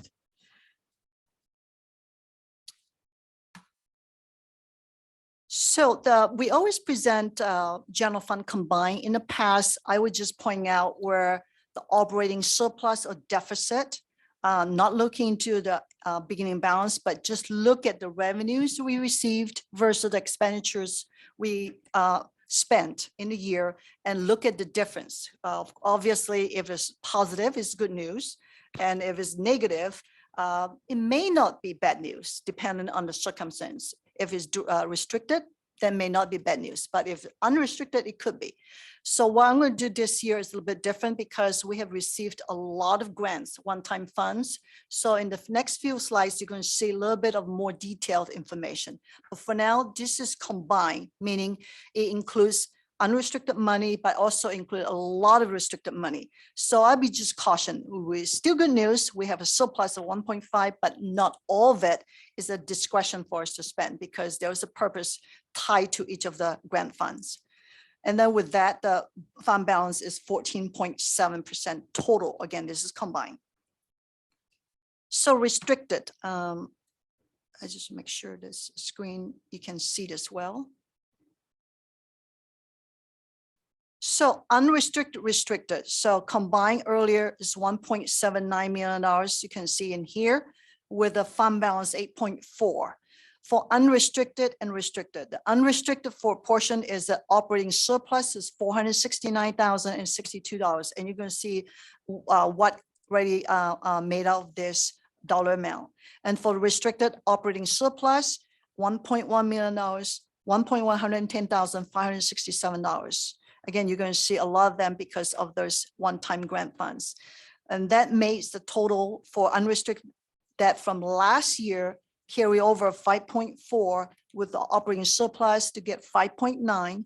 For restricted was 1.4 the last year, plus the additional funds that we received this year, 1.1 to get it to a little bit over $2.5 million.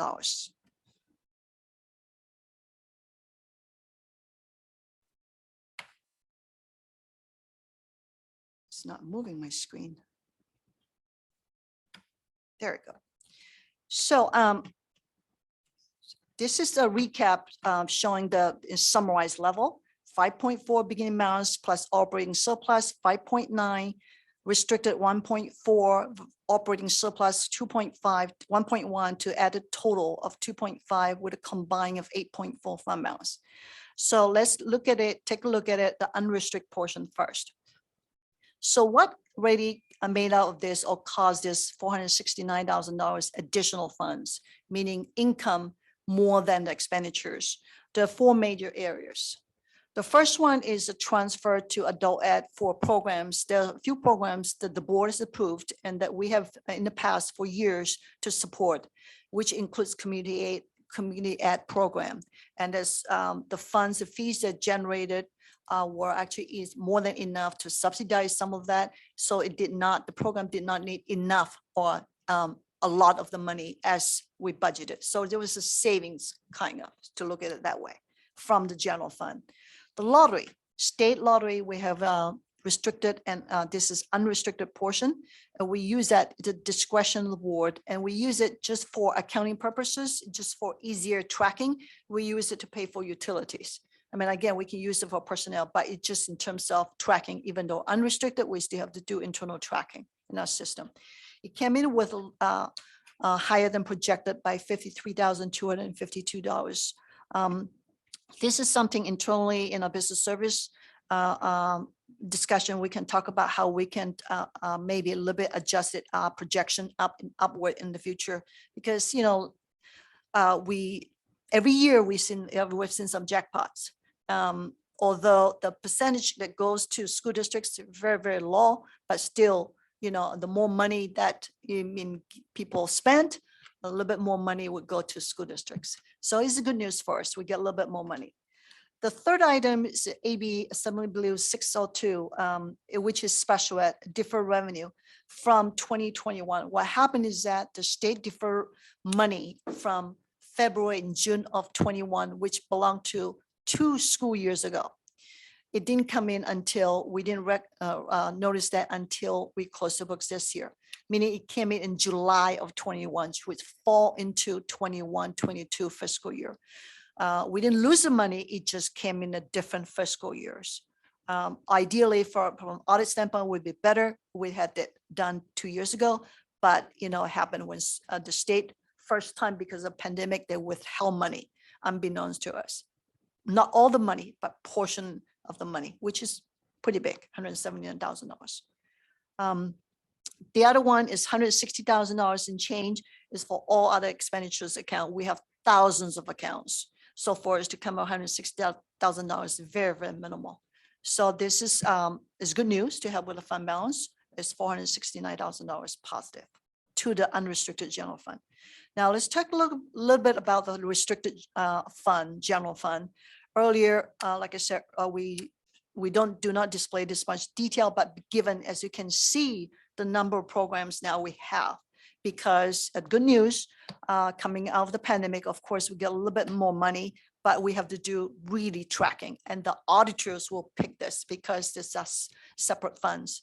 Some of the federal funds, some of the state funds, they do really a deep dive into a sample of tests of transactions. So total for the year, the surplus, meaning what we have received the revenue versus what we spent, the excess of this are more than $1.1 million. Of course, with this extra funds, we have to park it. We have to book it, record it as restricted. So it will become carryover funds into the new budget year, which is 22-23, which is helpful. As you can see, going to this, the really needed areas that we needed funds for. The next one, this is 2 years ago, we started to having to include in closing of the books, which is a student activity special revenue fund with the new GASB, which is Governmental Accounting Standard Board. So we have to record this on the revenue and the expenditures, encumbered by these funds. So beginning of this 2 years ago, which is the beginning balance for 21-22, we ended with $389,409.74. But we spent and then the beginning balance, and then we collected last year $275,000 in change, and then we spent $302,000, which means we dip into the the club amounts, the reserve to spend. Now this is accounting, the detailed accounting on transactions of all this as they're handled by the site at the high school, because it's really a lot of work, a lot of transactions daily involving deposits to the bank, closing out checks, and also working with all the various clubs, getting signatures and such. So the day-to-day activities are really handled by at the school site. But at the end of the year, we collect the information from them and we need to include it in our books. So the next one is Fund 11, which is Adult Education Fund. Just really good news. President Dawson said, I love arrows. You can see the big arrow there. All of it is red, but it's good news. It's positive, $2.3 million. It's really fund balance. With the CAPE funds of $473,000 ending balance. The rest of the programs 1.8, which is positive at 2.3. It's always good to see positive numbers. Fund 12. Now this is a couple of discussions about this. Fund 12, which is Child Development Fund, which is composes of 2 major programs: the state preschool and also the before and after school program, BSRP. Unfortunately, as I put down a narrative here, which is also in the board cover, that the state preschool has been operating a deficit for years, but the BSRP program was able to really help the program, and the board approved that. Unfortunately, as we know, the pandemic, they were not, we had to shut down the program 2 years ago, and with the extra funds 2 years ago, with the one-time funds, they were able to retain the money. But last year, they were not able to some fundraise or charge fees or collect fees as much as needed. So therefore, you can see in here at the top with $408,000, 656, which includes a BSRP, and the operating expenditures for last year was a lot more, 597,000 with a deficit of 188,733. Now, the breakdown is on the left-hand narrative. It shows the state preschool operating deficit 60,870. BSRP is a much higher, it's more than double, $133,717. Now, obviously, this has to be looked into that as we go forward into the this new budget year and also subsequent fiscal years.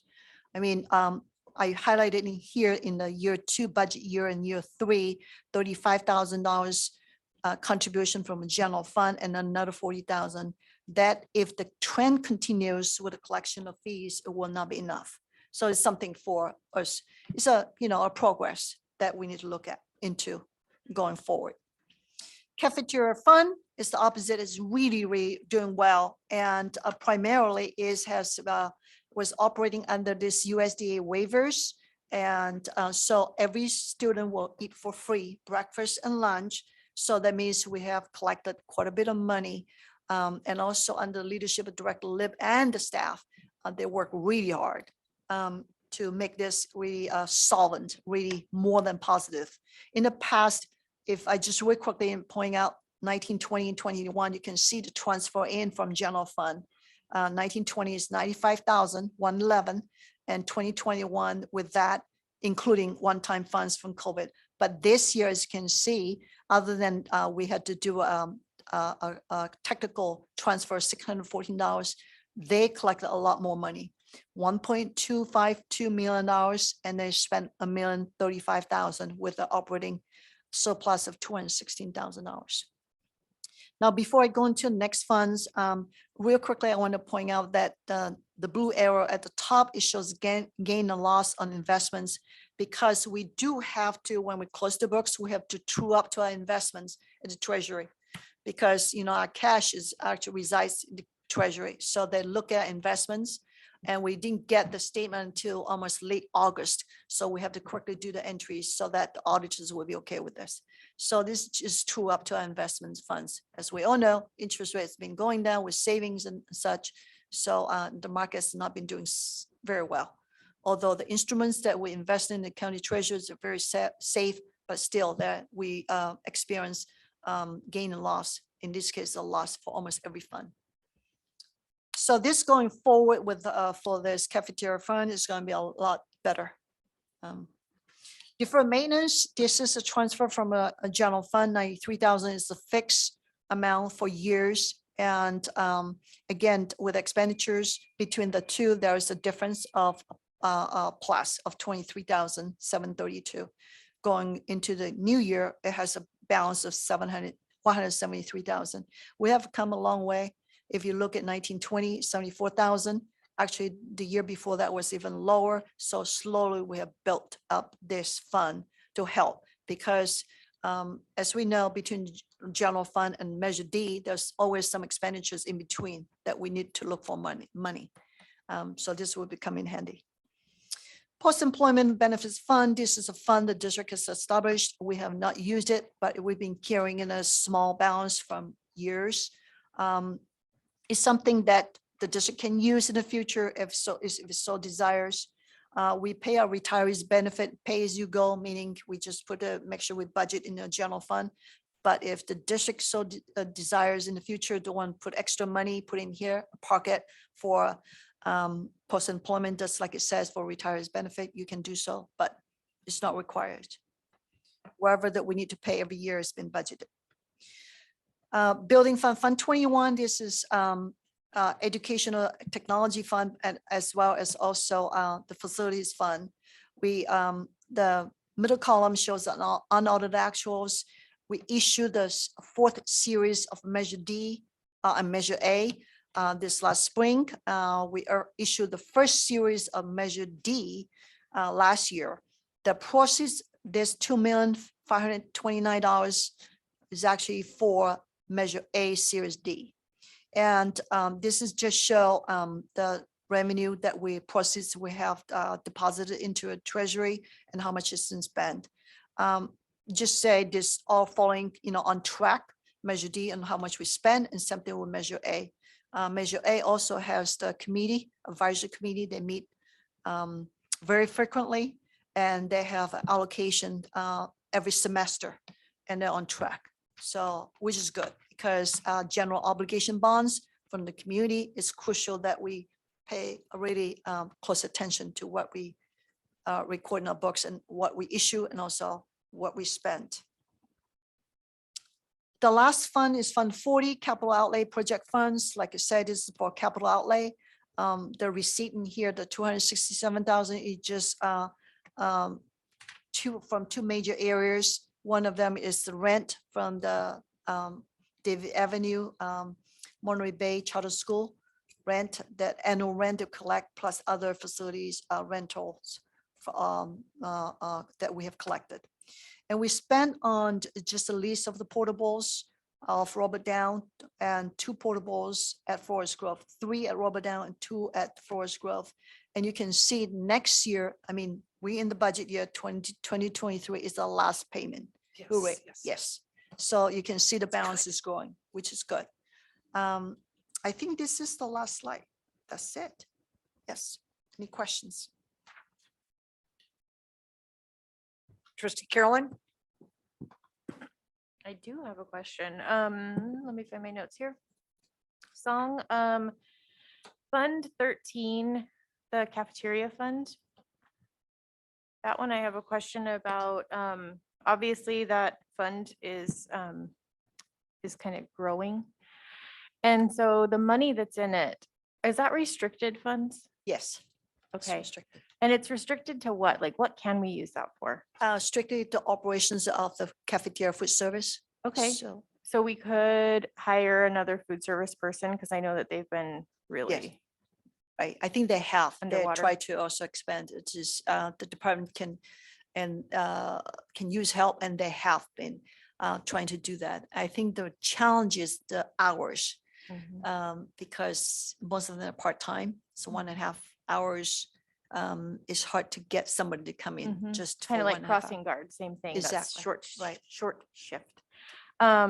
And then can we use that money to maybe have the board kind of give a directive to purchase more organic foods or things like that? Can we use the money for, I don't want to say higher quality food, because there's nothing wrong with eating conventionally grown food, but food that's maybe less processed, or, shifts away from some of the processed ingredients? Yes, within the realm of the, the requirements of the USDA program, absolutely. Okay. But it's something that Director Lip, I think she has been working on that. She's really been winning from processed foods, Yeah. and also from, like you said, going closer into organic, especially, or also at least from hormone-free products. Okay. And so do we need to give a directive as a board and discuss that and make that clear that that's kind of like what we're wanting, or is that already kind of in motion? I think it's just in motion, but if perhaps maybe Director Liv can do presentations where we are, and then what more we can do. I would love I know that. she has been working very, hard on that, working Yeah. with her staff. Okay, I would love a short presentation. And if she doesn't have time, because I know she's kind of underwater, feeding every single child breakfast and lunch, then even just a quick board report that, kind of like what you were saying, but with a little more detail on kind of like where she's planning to go with the foods would be great. Sounds good. Thank you. I have a question, just to clarify, so BASRP was operating at a deficit? Yes. Okay, so this year we had, and now that was for the 21-22 year, correct? That's correct. Okay, so we're already back. I know you don't know the answer to this, probably like the enrollment, how the enrollment is. I suspect it's up more than it was last year as we're starting to feel a little bit more comfortable coming back to school. Yeah, I'm not sure. I'm sorry to put the principals. I'm not sure the principal maybe perhaps can speak to that, the numbers, Yeah, I the don't- number of enrollments. I don't know if they would enrollment. know off the hand, but I mean, if you do, that's great.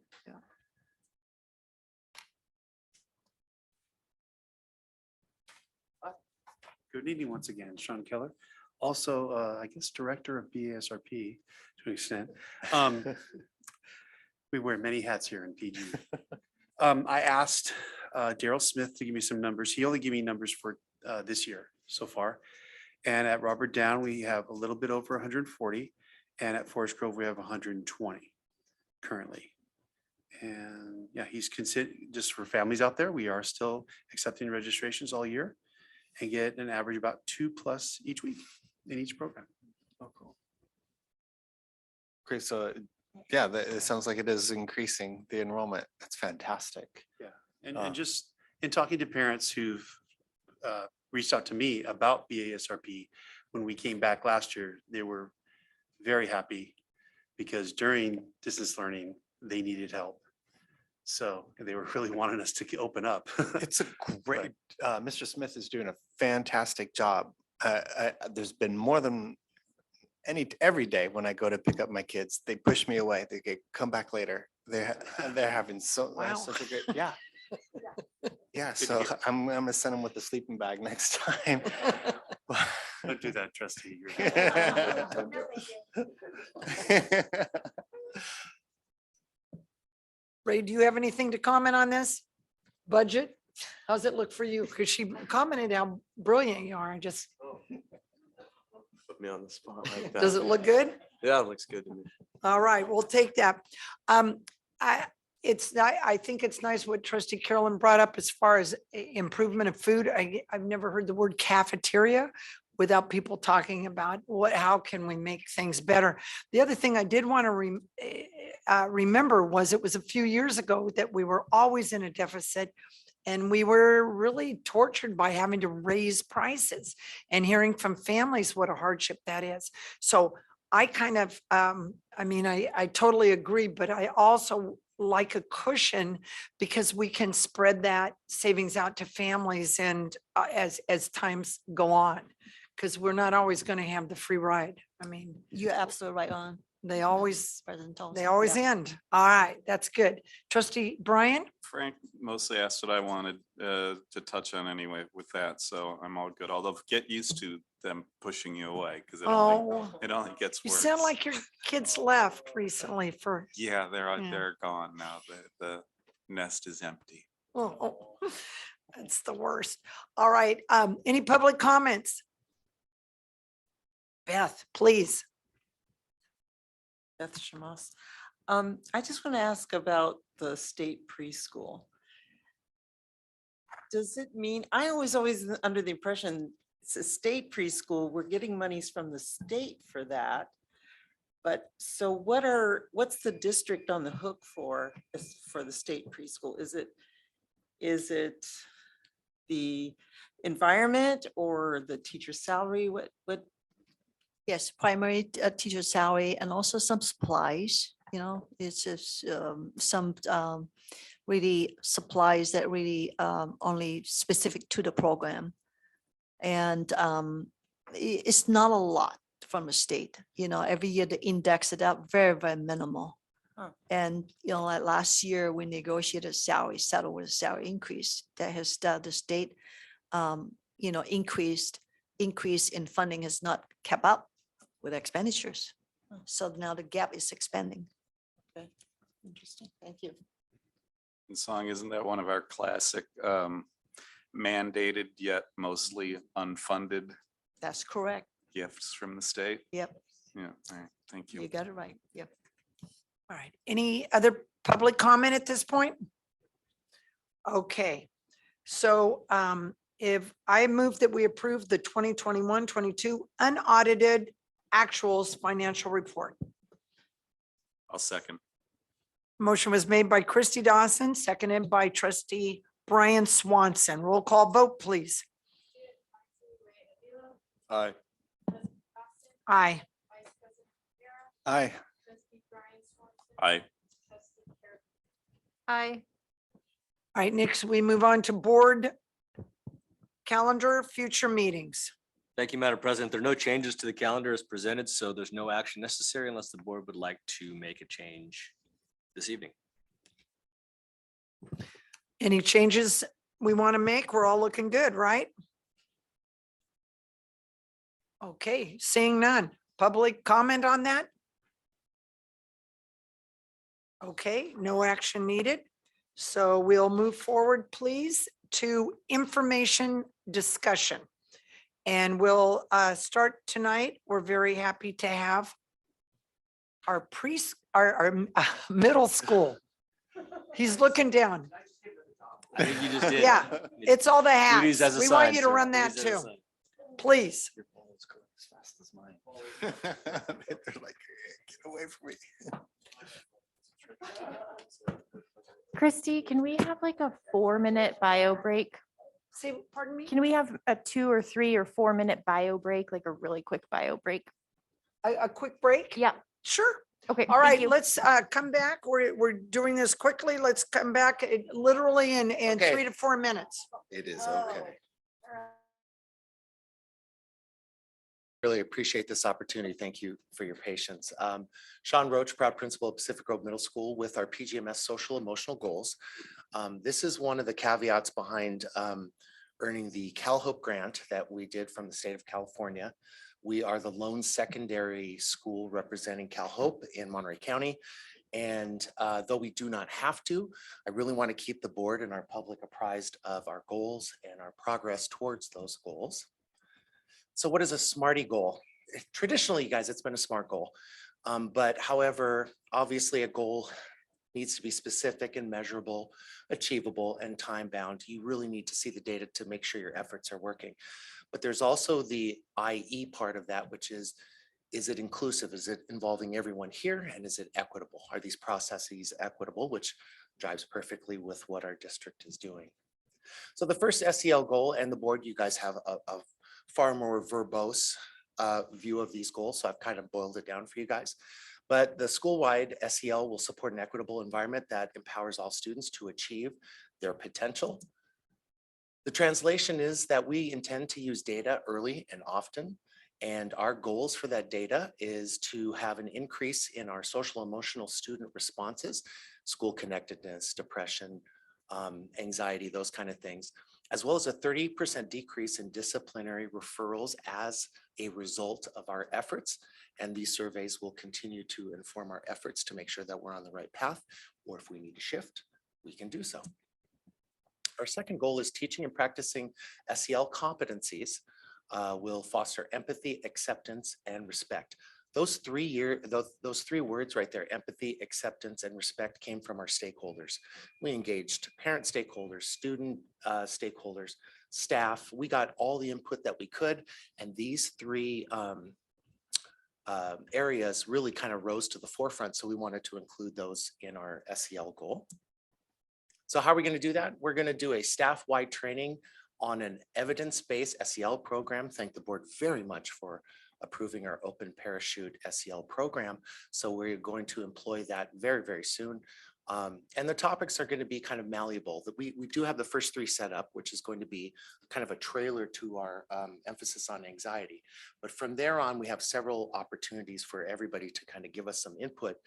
And instead of us dictating the way, let's let the students kind of dictate the way, because that's the most important thing. Our third goal is integrating SEL into school-wide practice instruction. Students will be empowered to contribute to a positive change. So the translation for that is that it's going to be in a closed loop as far as feedback for our students. In addition to our open parachute, we really want to employ something, a school-wide training that we did last year, which is universal design for learning. It does several things. It really dictates the fact that students need choice in how they demonstrate mastery based on how they learn best, and allows teachers the opportunity to give them that opportunity to demonstrate mastery in a variety of ways rather than kind of a single channel. And I think equally important is that it emphasizes students' of all backgrounds to see themselves in the learning. Instead of having it be the traditional way that we all went through school, it's very important for them to see the efforts and contributions of all peoples, so that they can really identify with things. It's a 3-year commitment, and so we just got the funding for year 1 and half of year 2. We're also going to get an additional bequest after that. This intent of the CalHope grant, and we've shared this with you guys before, is to share data and best practices with the state. We're kind of a guinea pig, and I really enjoy being a guinea pig, because what we're going to do at some point is we are all going to descend upon Sacramento and share what we've learned, share what's worked, share what hasn't worked, so that that is then going to be spread across the state and really make everybody better. And I really would love being a part of that. We are also going to continue to keep you and our community and our public apprised of our efforts. I think it's important to do that. The more minds we have at this, the better. And it is really an emphasis at PGMS. And man, that's all I got. Man, I would love questions, comments, anything that I can answer for you guys. Okay, we'll start down with trustee Brian, please. Well, I don't have any questions, but I do just, I wanted to comment. I think about the very first time I set foot in PG Middle, and the emotional health of the students and the school as a whole was always like front and center. Always was, you know, with from the program For You, I Will, I remember that. Students of concern, you know, I always felt very comfortable with my kids there. And it's great to see that this is continuing. I know how important it is to you and your team, and it shows, and that you guys are not just continuing to maintain the things that you put in place, but you're looking for new ways to do it, like with this. So I think it's really evident. I'm glad that you're looking out for all of the children, all the different backgrounds, all the different ways that they may run into problems, and that they need to be caught from time to time and helped out. So that's just that, and an observation and an appreciation of what you guys are doing. So thank you for continuing that. Thank you. Thank you. Middle school's tough, period. And then I love how you're taking like this osteopathic approach to treating the whole child. And that's the direction that, you know, a lot of the district is taking. So kudos, kudos, kudos. I love how in the report, how you're marking measurable, inclusive, equitable. Thank you for doing that. Sure. I've heard of SMART goals. I haven't heard of SMART T goals. I thought, yeah, I thought like you're just being kind of cute with it, like, hey, no, smart you, but it's great, inclusive, equity. So thank you for doing that. And then I especially like how the staff connection program, because there's just, you know, there's studies that show that this makes a huge difference. 100%. So thank you. Absolutely, my pleasure. Yeah, I completely agree with everything Trustee Swanson said.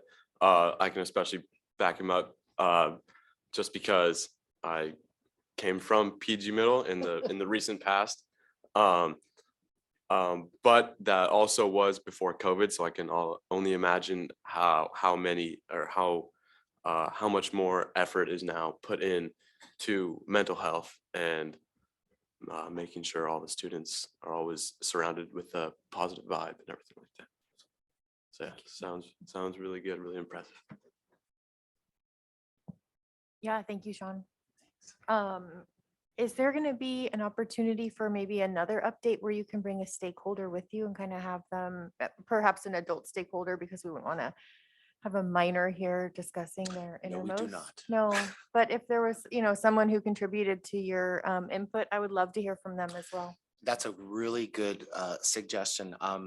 And not to bombard everybody, but we were going to have the counseling team come Ooh, and yes. mirror some of this effort, but also their own individual efforts in support of the school. It's really becoming a holistic thing at the school. And, you know, educators understand that academics and social emotional were separate for a long time. Now they're together. And I think everybody understands that it's really a collaborative effort that brings us about. So I would love to give you that update with the counselors too, because they are absolutely a driving force behind this Yeah, as well. and maybe one parent or one community member outside of the will. school. I would love that. They might be a little scared, but that's okay. It's okay. I think we need to Yes. involve them more, Okay. you know? I'll stand right by 'em. Yeah. And then the Cal Hope grant. Yeah. Will you just refresh my memory on how that came about for PG Middle? We have been in really close contact with the Monterey County Office of Ed. And there's a couple, Gregory Fry and Tara Crompton. And we've been in contact with them. So we've had several initiatives at PGMS that begin with teacher clarity and student success criteria. And so we reached out to them for something else. We took upon ourselves to train our entire staff on universal design for learning, which is a strong tenement of equity learning. And this was kind of pre-pandemic and during the pandemic that we started to kind of do this stuff. In that conversation, we talked a little bit about the way PGMS is going. And they said, well, there's a state grant coming out where they're looking for schools to pilot some things. They're going to give funding. It's wide open. Basically kind of try some stuff, see what works, see what doesn't, get that data together and be able to bring and share it, which is a brilliant kind of way to do it. And we were selected as the lone secondary school. There's 2 elementaries in Monterey County that are in this as well. And we're the lone secondary school at this point. So they hooked us up, had a talk with some folks from the state. We were accepted and here we are. And how much was the grant? So total, we have $55,000. Okay. Yeah, over 3 years. And again, it's pretty wide open, which is very exciting. It means we get to think outside the box. And I think that's what the state is looking for, is kind of innovative thought, because it's a place we've never been before. And they're the reason that you had the Angst movie as well. No, that was another thing we were thinking about doing prior to it. I And as see. a Cal Hope school, so that movie to license is $5,000, but we were a Cal Hope school, so they gave it to us for free. I see. So it just kind of helped. It did help, and we knew anxiety from our students of concern is a #1 issue. Kids were scared to come back last year. And so we looked at that, and that documentary is brilliant. If you guys haven't seen it, it's brilliant. I really enjoyed It starts very dark, kind of a little bit like, this is what I experience when I have anxiety. But towards the end, who's the swimmer with all the Olympic gold medals? Michael Phelps. Michael Phelps. Michael Phelps comes on and just everybody's like, holy cow, if that It was guy a can do it. tearjerker. Yeah. Right. It was great. It's amazing. So what we want to do is take that out of the shadows, normalize those words and open up the discussion Thank you so much. for sure. Yeah, this is very much what I was alluding to at the beginning of the evening. This is, where in the course of the board meeting tonight, we can really get into what are our kids doing, what are they experiencing, and what is the growth. This is the absolute opportune time of this.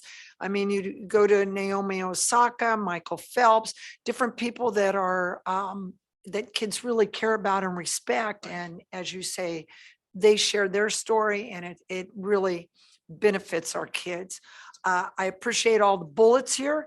I also want to just encourage exactly what you're doing, which is coming back as it's going. Because often we hear about, here's what we're going to do, and this is our aim for the year, and then it kind of floats off somewhere. So us hearing it and getting to experience, maybe counseling, sharing, that'll be just wonderful.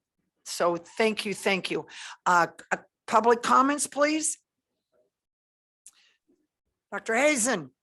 Hi, sorry to hear from me again, but I wanted to respond to Trustee Swanson's comment about some input. And I want to say I was able to see the Angst movie, and I cannot thank Principal Roach enough for including that both to the parents, but especially to the children. It's a really important issue. And I mean, I don't think there's, the one thing that it made really clear to me is that mental health is an ongoing thing. And it's really exciting to me to see what the district is doing to help improve the social emotional learning at all sites. And I just want to encourage the board to do whatever they can to keep funding, increase funding, make sure that the students that need access to counselors have that access, because it's been something that's critical in making sure our kids are able to meet the standards that we want them to. So thank you guys so much. And thank you, Principal Rich, for bringing that to the classroom and to the parents. Thank you. Thank you for sharing. Any other virtual? Okay, we appreciate it. Worth the wait, sir. Definitely. Thank you guys. All right. So next we'll move on to the update on Pacific Grove Unified School District's cultural proficiency. Senior Rogaman, please.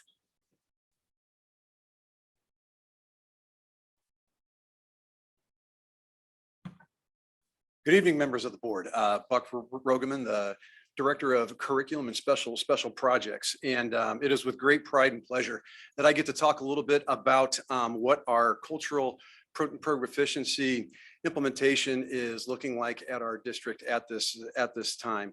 And really what we're going to focus on tonight is kind of the work that the 35-member 10-day certification team has been doing so that we can kind of help inform and help folks understand what we're doing, why we're doing it, and hopefully what it's going to lead to.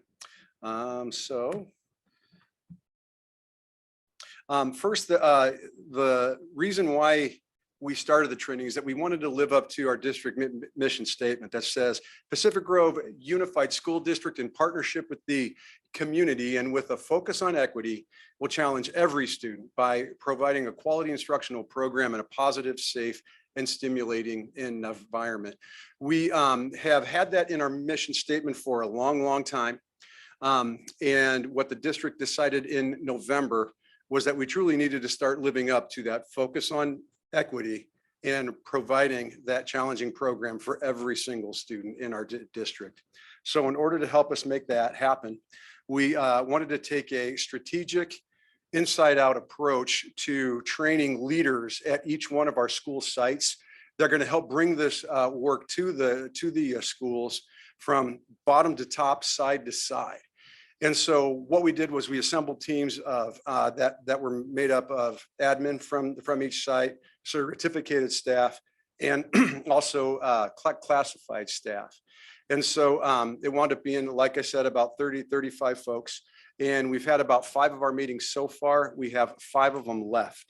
And the reason why it says that it's an inside out approach is because the whole idea is that if we are going to become more aware of the needs of our students, the first thing that we needed to do is to be able to understand ourselves the way that we think so that we in turn are going to be able to help implement this program and relate to those who are around us. So as a part of the program, what we did was we wanted to identify that team that would do the 10-day certification, and then also establish a system that's going to engage the families through the school site councils, our PTA meetings, and then also district outreach. So throughout this process at school site council meetings, those of us that have been part of this 10-day certification group have been sharing out some of the work that we've done with those school site council groups and our parent teacher associations. And then finally, we wanted to listen to our students through the input that we were getting from them with the student councils, and then less formal student groups. And the reason why I smile is we had a less formal student group at Forest to Forest Grove that started their own little club when, with the help of Ms. Serpa, was able to bring in some guest speakers from various cultures to talk to the entire fourth grade.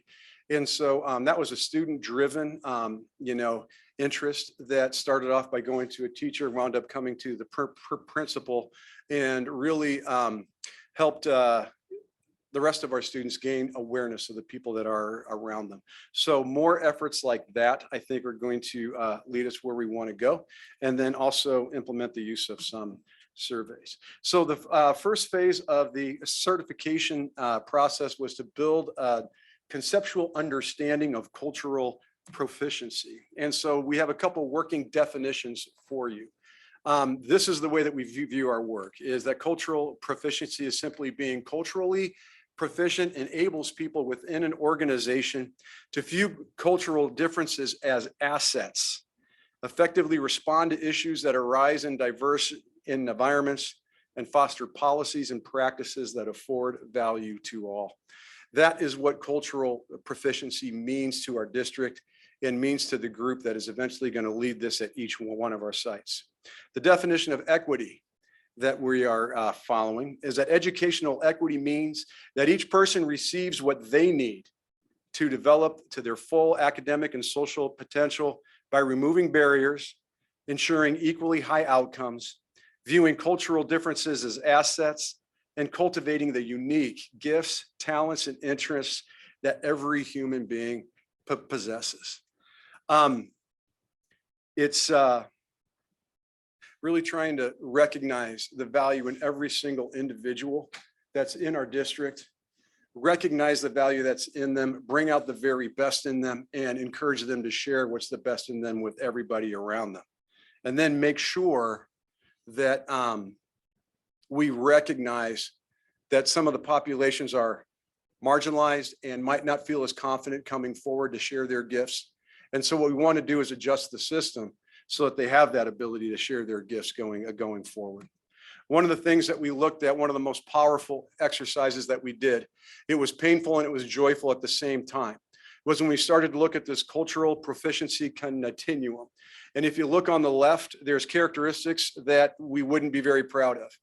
If you look on the right, you see the characteristics and the portions of the continuum that we aspire to, and that in some cases we absolutely embody at this time.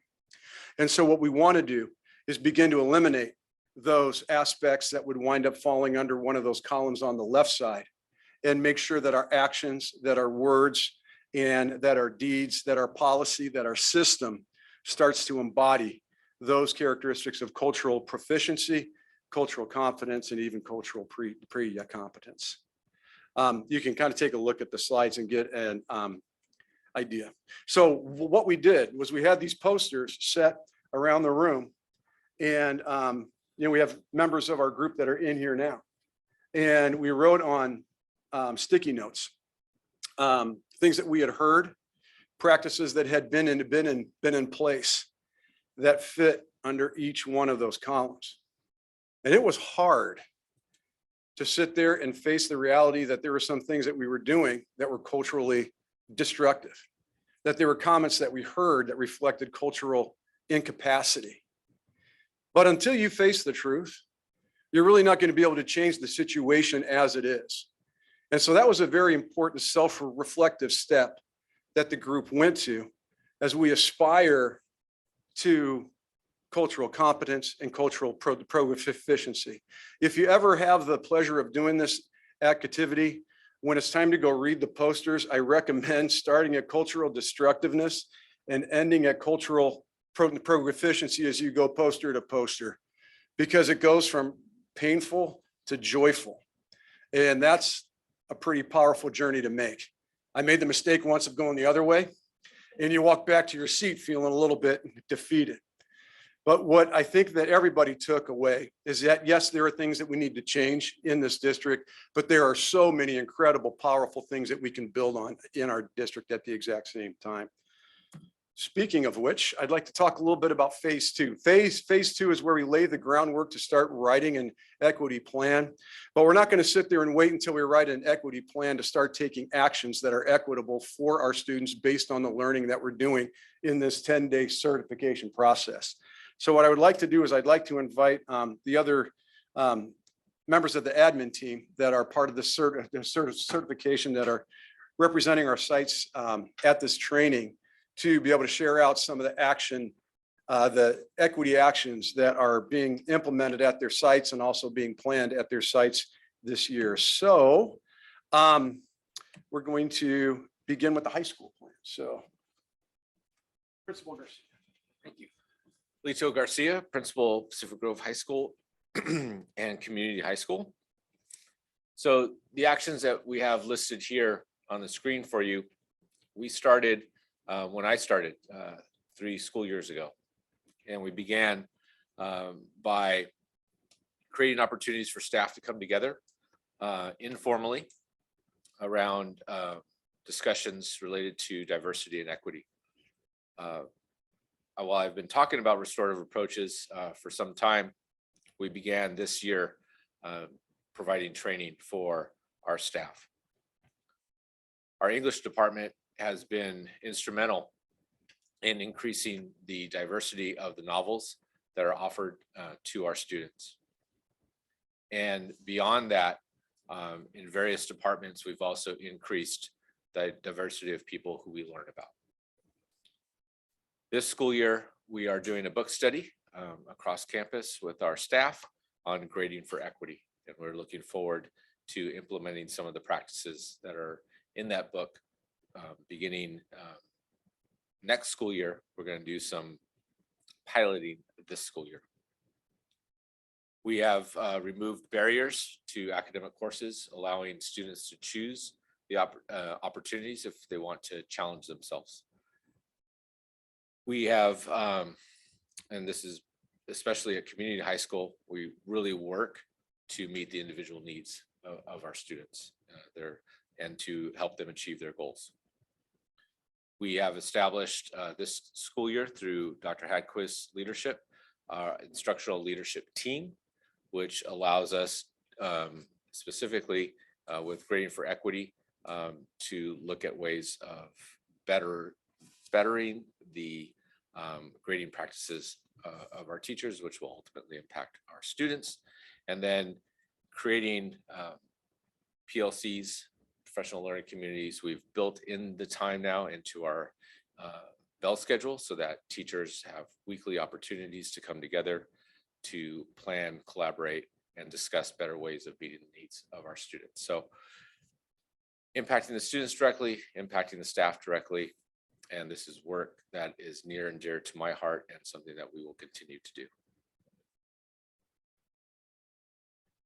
Thank you, Principal Garcia. From the middle school, Principal Roach. Sean Roach, principal of PGMS. And before we begin to kind of go through the bullet points, because there's quite a bit up there that we've been doing for a while, this has been very much of a kind of a life-changing endeavor that we've gone through. And it's been challenging and it's been hard. And it causes you to kind of take a look inside yourself and reevaluate how you look at everything.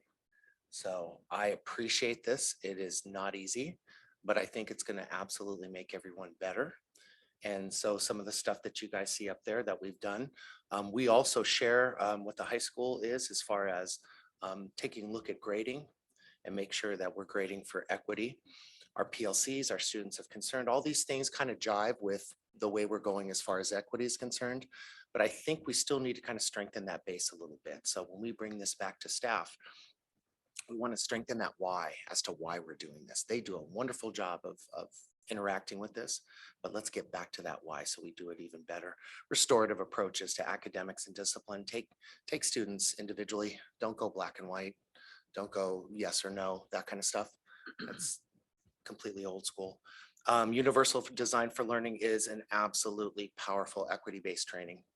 And it's something that we are putting into practice currently with our TOSA, who's doing a fantastic job, as well as our doable differentiation to give each and every student what they need, exactly what they need.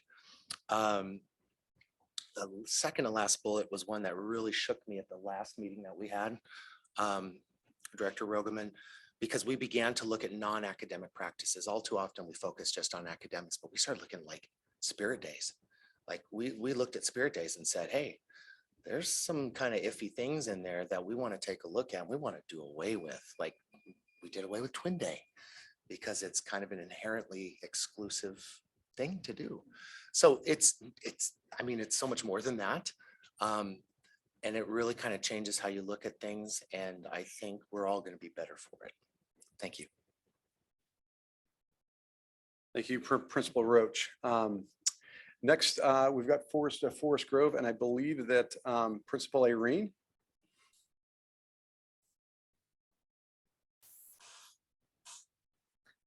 Hello? We got you. We can hear Okay, you. wonderful. So let me lower my hand.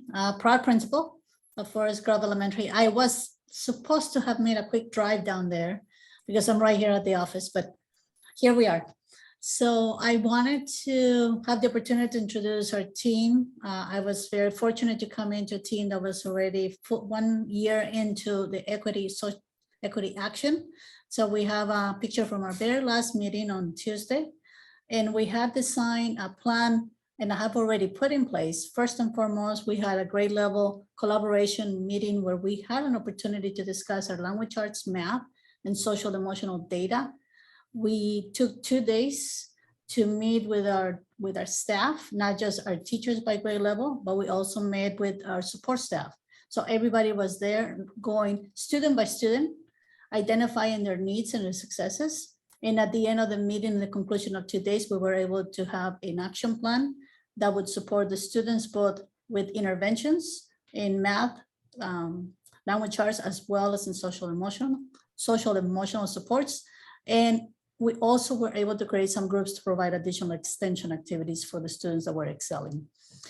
We also have a play date, an information plan, and this is in collaboration with Buck and his team and the EL teachers, both at Forest Grove and Robert Down. So the first one's going to be September 29, just at Forest Grove, and the second one will be a collaborative effort, Forest Grove and Robert Down, and all of our English learner families.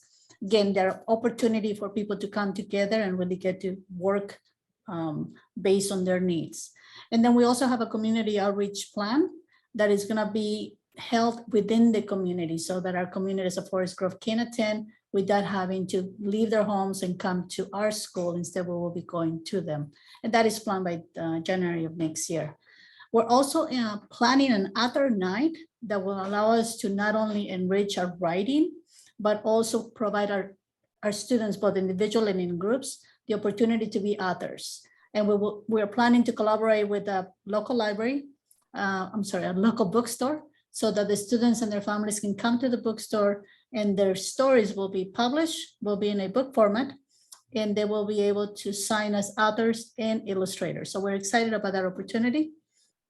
And then finally, one of our major goals is to increase the parent and community voice in our school by making sure that they are active participants, that we are listening to their ideas, building capacity, and also releasing that ownership. And just going back to the basics, the very best teachers are the parents of our students. So we're excited about this opportunity to create more inclusivity in our school and working with our community. Principal Irene, thank you. Thank you so much. Next is Principal Keller from Robert Down.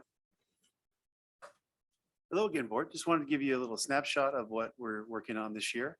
Our site council worked really, really hard in having some plans before this year that went into our SIPSA. And the number one is bringing art in action. And I really want to thank Assistant Superintendent Song Chin Bendib for offering the opportunity to fund Art in Action in full for this year. And Art in Action is from the Bay Area. And they are a standards-driven, culturally diverse art project that started in the Bay Area. And some of our teachers have used it in the past. And last year, when our site council started to host some diversity cultural meetings with parents and staff members, we really felt that bringing Art in Action to Robert Down would enhance student awareness of artists from around the world. We also, as a site council, wanted to have some diversity family nights, much like Forest Grove. So those are in the works. And I'm proud to say that we are going to bring scholastic books, Rising Voices libraries to all of our classrooms. And those are a focus of empowering girls in STEAM and also celebrating Black and Latino boys with authors of underrepresented groups. And lastly, our cultural proficiency group decided that as a site that we would look at grading for equity. So I shared with our staff a video from Joe Feldman, who is kind of a guru in America for grading for equity. And we'll be looking at his work. And we'll also be participating in data-driven decision-making training with our intervention teams from both Forest Grove and Robert Down. Thank you. Thank you, Principal Keller. Principal Martinez can speak a little bit about the adult school equity action.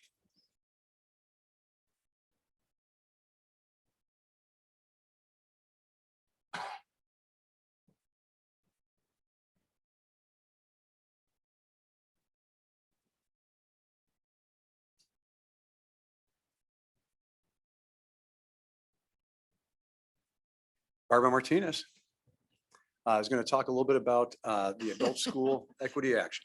Good. Oh, there I go. Hi, can you hear me? Yes, we Thank you. can now. Thank you. I was having such a difficult time trying to unmute myself. Hi, I'm Barbara Martinez. I'm principal of the adult school. So excited to continue to do this work in our district. And as you know, as the adult school, we really do celebrate diversity every day at the adult school. You'll just notice that if you come to one of our ESL celebrations or high school reunions, diploma celebrations, our high school diploma celebrations, and you will see that in action.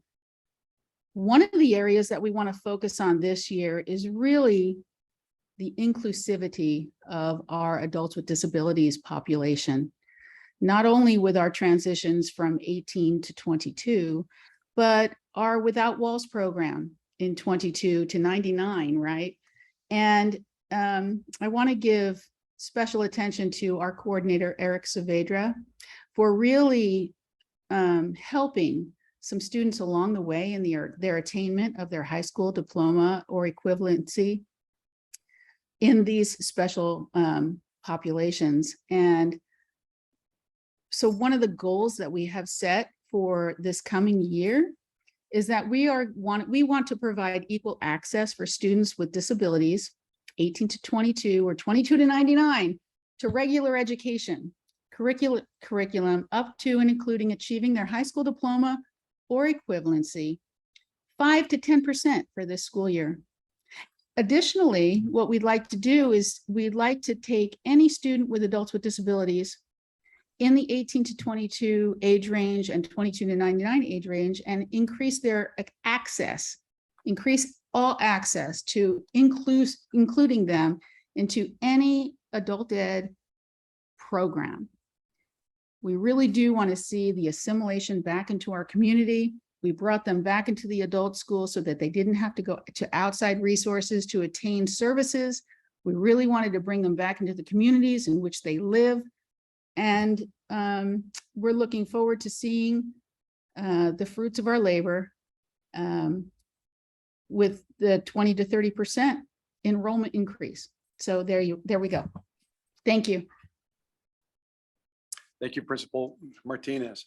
And then at the district level, kind of from the district office, one of the things that we're going to do is build a district-wide vision to use data analysis to drive the resource allocation that we have at the district. And you might have heard us talk a little bit about the 4-module data-driven decision-making team that we're going to put together to do this state training. It's pretty exciting. We're going to have the data team from the district office as well as site admin, the TOSAs, and the intervention teams from the elementary schools attend the same 4-module training so that we can begin to craft a district-wide vision for how we're going to use the data to help allocate the resources that we have.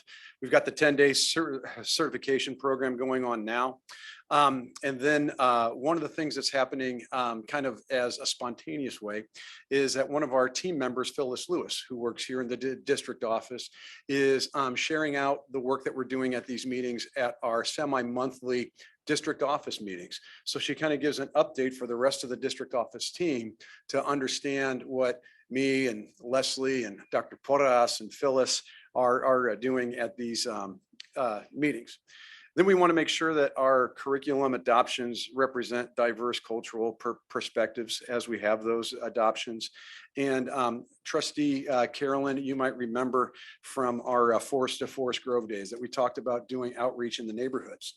And so that's one of the things that we're going to partner with Forest to Forest Grove on, and is to do some of our outreach during or after these play dates that we're going to plan as far as our English language advisory council meetings that will also be in the neighborhoods.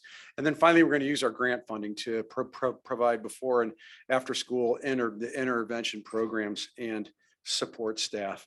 The reason why we went through that at all the sites is that we wanted to make 100% sure that folks understood that we're not just learning about theory and learning from an academic standpoint what cultural proficiency is, that we really want to begin taking action. And then the phase 3 of the certification is implementing the action plan.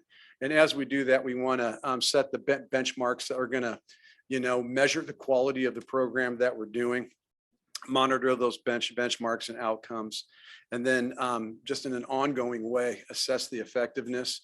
Because this isn't going to be a destination. This isn't one time after the 10-day training is over. This isn't going to stop. As long as I hold the position of the Director of Curriculum and Special Projects, this is going to be the priority of the district, is making sure that we're a culturally responsive district that is inclusive and views everything through an equity lens in the decisions that we're making. Just want to make one thing clear too. I think that there may have been some kind of confusion about the final topic that we're going to have this evening when we talk about a reconfiguration. That did not grow out of the work of this group, this 10-day certification group. I think that the board members know that this has been an ongoing topic and conversation, and is coming back here tonight at the request of the board. So with that, I'll be happy to entertain any questions after you let this amazing quote set in. Diversity is a fact, equity is a choice, inclusion is an action, and belonging is an outcome. It's hard to follow that, isn't it? Wow. Okay. Would you like to say anything? Sure. Yeah. Buck and everybody, thank you. Really fabulous presentation. I'm grateful that we live in an area like we do, because it's where everybody is buying into this. Everybody is very supportive.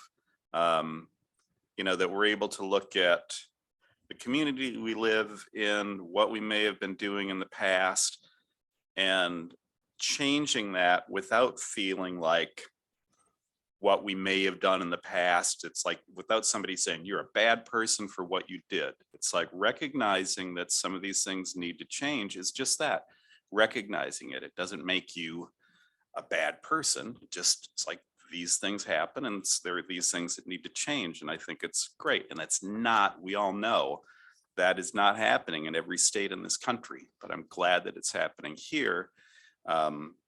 And a lot of other places, but that there's so much support here in the community, and that everybody is on board and contributing, So, one of the things, and there were so many things that I could touch on that everybody had said, but the one that I wrote down that really struck me was recognizing the unique and valuable characteristics of every individual, and how we're all so different in so many different ways, but we all have these amazing gifts to contribute. And,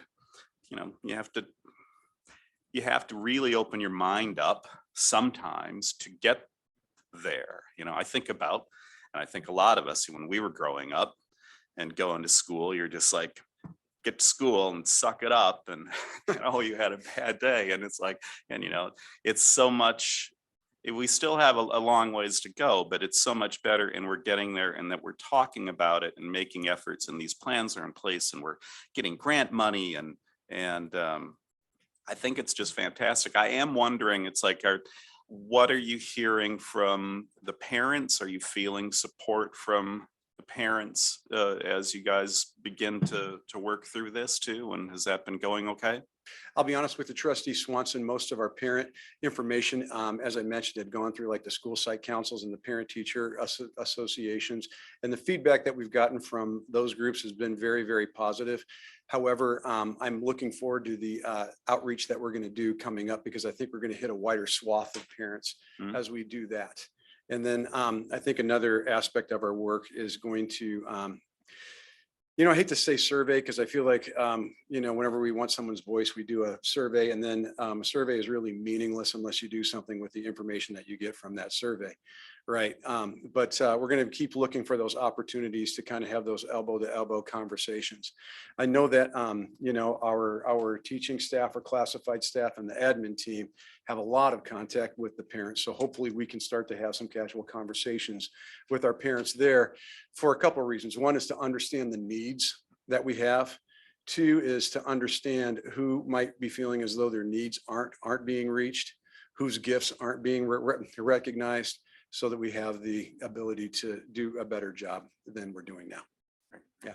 Thank you very much. Appreciate it. Thank you, everybody.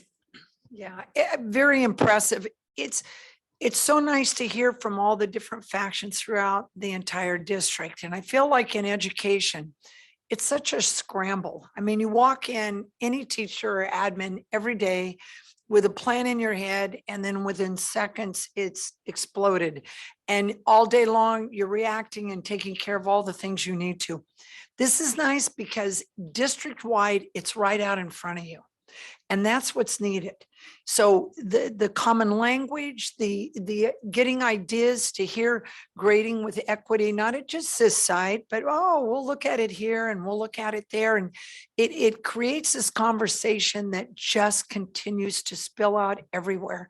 So I'm absolutely impressed with the passion and the efforts, and very much look forward to hearing back. I just can't imagine anybody saying, wow, caring about individuals, that's a horrible concept.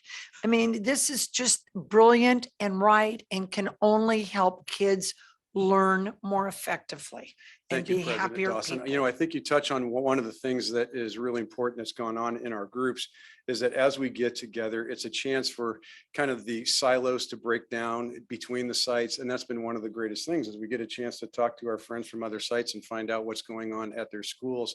And everybody gets to hit the pause button on the busy day. And I know that the next day is a scramble. You know, I know that. However, this is important enough for us to take that time. Yes, just excellent. Congratulations, everybody. Wonderful work. Thank you so much for all of you for investing. I know that the more seasoned, you guys started this a while ago, and this is just one of the big things to come out of it. And it's we're seeing the fruit already, and I'm just really excited where it's going to go and the amount of empathy that's going to just grow in our faculty and staff. I'm glad you're reading that book, Grading for Equity. I've read it twice, and it should be like standard reading for any new teacher. It helps you see, like, look inside. And I mean, you guys are seeing this already and saying, oh, wow. Ugh. You know, I got to change my perspective there. So I'm really excited where this is going. Thank you for the presentation. Sure. Yeah, Ray, we want to hear from you. Yeah, like Ms. Dawson said, something like this can really only bring positive effects, which is what we want and we strive for, which I think is really cool. And I think it's a great way that we can really bring a sense of togetherness and community to each one of our schools in the district. Thank you, Rain. And where you can really help us out is keep bringing student voice, either you as a representative of those students or get in touch with Principal Garcia so that, you know, any inequities that exist on the high school campus that we can, you know, take some steps to address, because you're the group we're looking to serve. Absolutely. Right. Trustee Carolyn. Yeah, thank you, Christy. So I really liked the exact examples from the sites, Forest Grove, Robert Down in the middle school in particular, the examples like really kind of speak to me so I can remember, like, okay, Forest Grove's doing play dates, the middle school's taking an honest look at spirit days, which is really important. Robert Down's looking at grading for equity. I was wondering, can you give an example of what grading for equity is? Sure. I almost kind of want to defer to either Erica Chavez or Principal Garcia. She's Erica, come on up. Looks ready. Look at that. Super ready. Erica Chavez.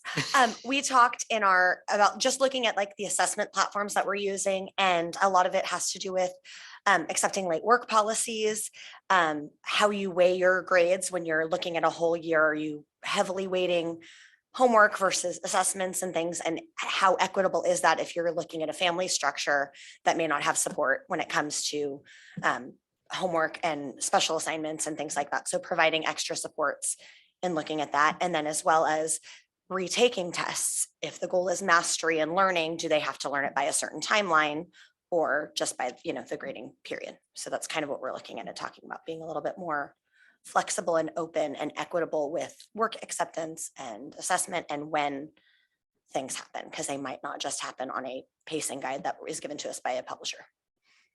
Thank you. And then I wanted to give a thank you to Diversify Our Narrative. I don't know if it was mentioned specifically, but that was a student-led effort from my understanding. Of course, there are staff who are helping with it, but they were before this time and really kind of so helpful to, I think, our district. And it's such a neutral, positive, kind of non-threatening way to bring more voices in. So I really appreciate the students' effort for bringing in Diversify Our Narrative. Did you have something to say? Sorry about. No. Okay. no, I'm taking it in. You were leaning in. So, and then will you go back to slide number 16? Sure.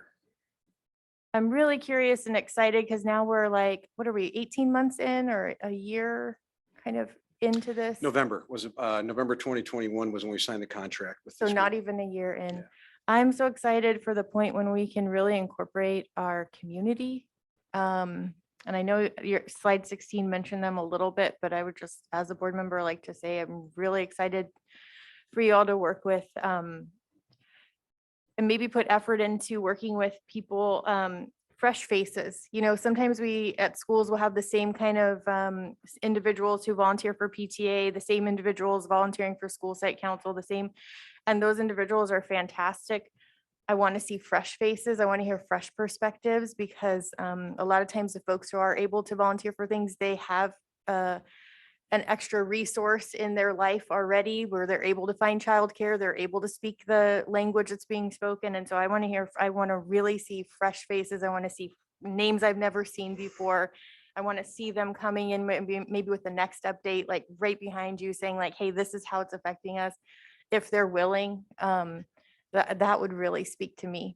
Well, and I think that the large effort to be made there is to go to our neighborhoods. Yes. And not just a specific neighborhood. One of the things, that we've noticed that we're able to do is that we can take, a demographic, get the addresses and point them on maps. And it's not always, where I think we stereotypically would think people live within our district that we need to reach out to. That what we found is that there are multiple places throughout the district where some of the populations that we don't maybe hear from as much live. And so I think that making it a regular practice to hold district outreach and informational meetings would be a good way to activate that voice that you're talking about. Yeah, I really appreciate that because it sounds like you're going to do some one-to-one, like actually going or calling individual families. And that's really how we build relationships instead of a blanket approach where we're just sending out a flyer or like you said, sending out a survey. Those can be enhancements to outreach, but real true outreach is that one-to-one trust that we build with families. So I'm going to read over this because I was curious. Was that the one was that the slide? Because I don't have them numbered. Yeah, because what I'm really curious about, oh yeah, you do, here, go back. I can see it on my computer. Go forward. Back. Skip that one, 10-day certification. Oh, it doesn't want to stay. It was the second bullet from the bottom, whole district outreach meetings in our neighborhoods. Yeah,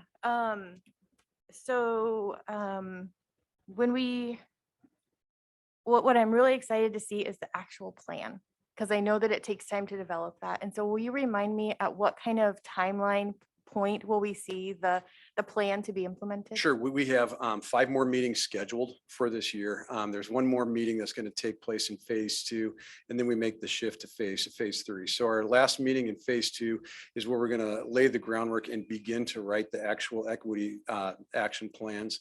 And then I would imagine that we'll have the actual plan by the end of the year, because I think our last meeting is in April. And so we can come back and obviously that when we have that plan, we're ready to go. We're going to bring that to the Board of Trustees. And hopefully what we'll be able to show is the alignment of the site plans with the district goals. Yeah. I think that the LCAP provides a good model for that being successful. We have district goals and our sites have aligned their goals with our district LCAP goals. So it makes sense that if we set goals in our equity plan district wide, that our sites are going to be able to fit their actions into those goals that we set. Okay, wonderful. So you're thinking about April would be the plan? Yes, you know what I'll do is I'll take a look at when our last training is, and then we can set a date after that. Okay? I'm loosely penciling it in my calendar because You I'm got very it. excited for You it. got it. No I've got my pressure. calendar. I'm checking to make sure No that's a pressure. pencil. It is a pencil. All right, thank you so much, Buck. You bet. All right, public comment. Yes, Shamas. There's one area that I would really love to see this kind of action in right now. So tomorrow we have a football game with Soledad. And all the Soledad parents are going to be coming up. And we had a game with Gonzalez. And I live across the street from the stadium. So I'm over there. I see, sometimes I get asked a lot of questions by these visiting parents about, you know, where to go, where to park. I mean, we still don't have parking lot numbers. People don't know even where the stadium entrance is. However, the most important thing I think we can really do is have some kind of a welcoming group at the front of the stadium when our opponents' parents come in. Because I worked in Salinas for many, many years, and I know what they think of us. They don't want to come over here. They feel like they're outcasts in a way, or they feel uncomfortable. And so it would be really nice if we did that extra effort to welcome them to our stadium. Hey, have a good game. We're so glad you're here. Do you have any questions? Can we help you out? You know, just those little things. You just need a couple people at the front, or, you know, to kind of encourage them and tell them that they're welcome. Because I know that they feel uncomfortable. So that's something that fits into this, I think. Thank you for your feedback. Brian? I think that's a really, really brilliant idea. And I mean, I think about, you know, the thing that immediately comes to mind just during one of the college visits when we were up in Eugene.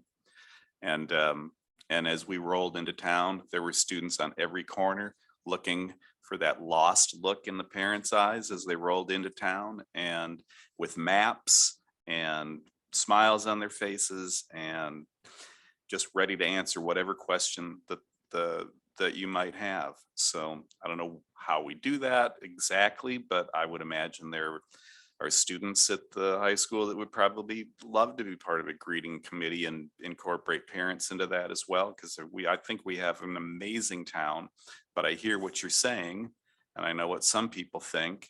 And to think that after, whether it's a game or whatever we have going on, for people to leave our community saying, that was amazing. We felt so welcome. That changes people's perceptions. It changes their lives. It's a real game changer. So a great idea. Yeah, I agree. I would love to volunteer as a board member to go be part of the welcoming committee. I live close, we all probably live close enough by, right? But yeah, I would love to wear PGUSD name tag, and I was gonna say pass out refreshments, but we don't want to compete with the concessionaires on the inside of the Whoa. game. But there's definitely ways to welcome them with our words and our actions. Yeah. Okay. Any other comments at this time? Okay, thank you so much. Fabulous presentation, and we just deeply appreciate it. All right, we got a couple more things, and we're trying to move along here at 9:30. Let's see what we can do about universal pre-K update to initial plan. I hope the presenter can get to the mic quickly. What? It's you, Buck. Good evening, trustees. I'd like to talk a little bit about universal TK, universal PK, and just kind of give an update to the presentation that Dr. Porras made last spring.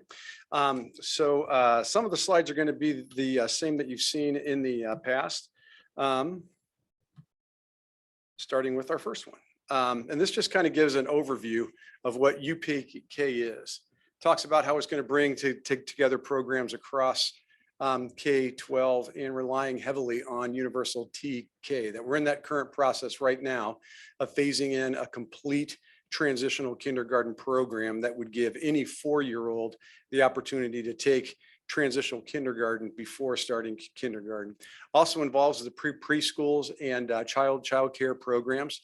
So, you know, all of that kind of falls into that same graphic funnel that you see over on the right, trying to coordinate the resources that we have to support our children from pre-kindergarten up until they make the transition, not only to transitional kindergarten, but to kindergarten and beyond. Let's see, and this gives a little bit of the history from 2010 through 2021 and charts the path that we've been on and where we are. I'm going to focus on the column to the right that talks about 2021.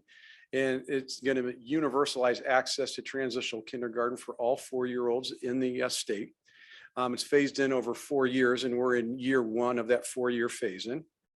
It maintains ETK authority and requires 1 teacher for every 12 students beginning in 2022-23, intent to achieve a 10-to-1 teacher ratio. And we'll talk a little bit more about our story with regard to the 1-to-24 ratio in just a moment. This gives a nice little outline of the timeline that we're going to be on as far as the phasing in of the program. This year is 22-23, and we've expanded from a deadline for TK of December 2nd to expanding that to February 2nd. Next year, that is going to expand, and children all the way up until April 2nd are going to be eligible to enter the transitional kindergarten program. In 24-25, that date extends to June 2nd, and it becomes year-round in 2025-26. The staffing requirements is that you need to have 1 certificated teacher for, this year, we needed to have 1 adult for every 12 students that are in the class. And so you can kind of see that represented by the graphic here. And then you can have another adult that does not need to be a certificated teacher. And this slide talks a little bit about the adult that can count toward keeping our ratio of adults to students at 1-to-12 this year. In future years, that ratio is going to go down to 1-to-10, but it only goes down to 1-to-10 if the state provides the funding for that ratio to go down to 1-to-10.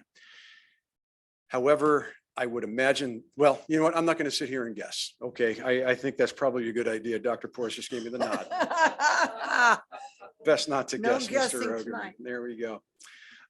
Another view of the timeline for universal TK.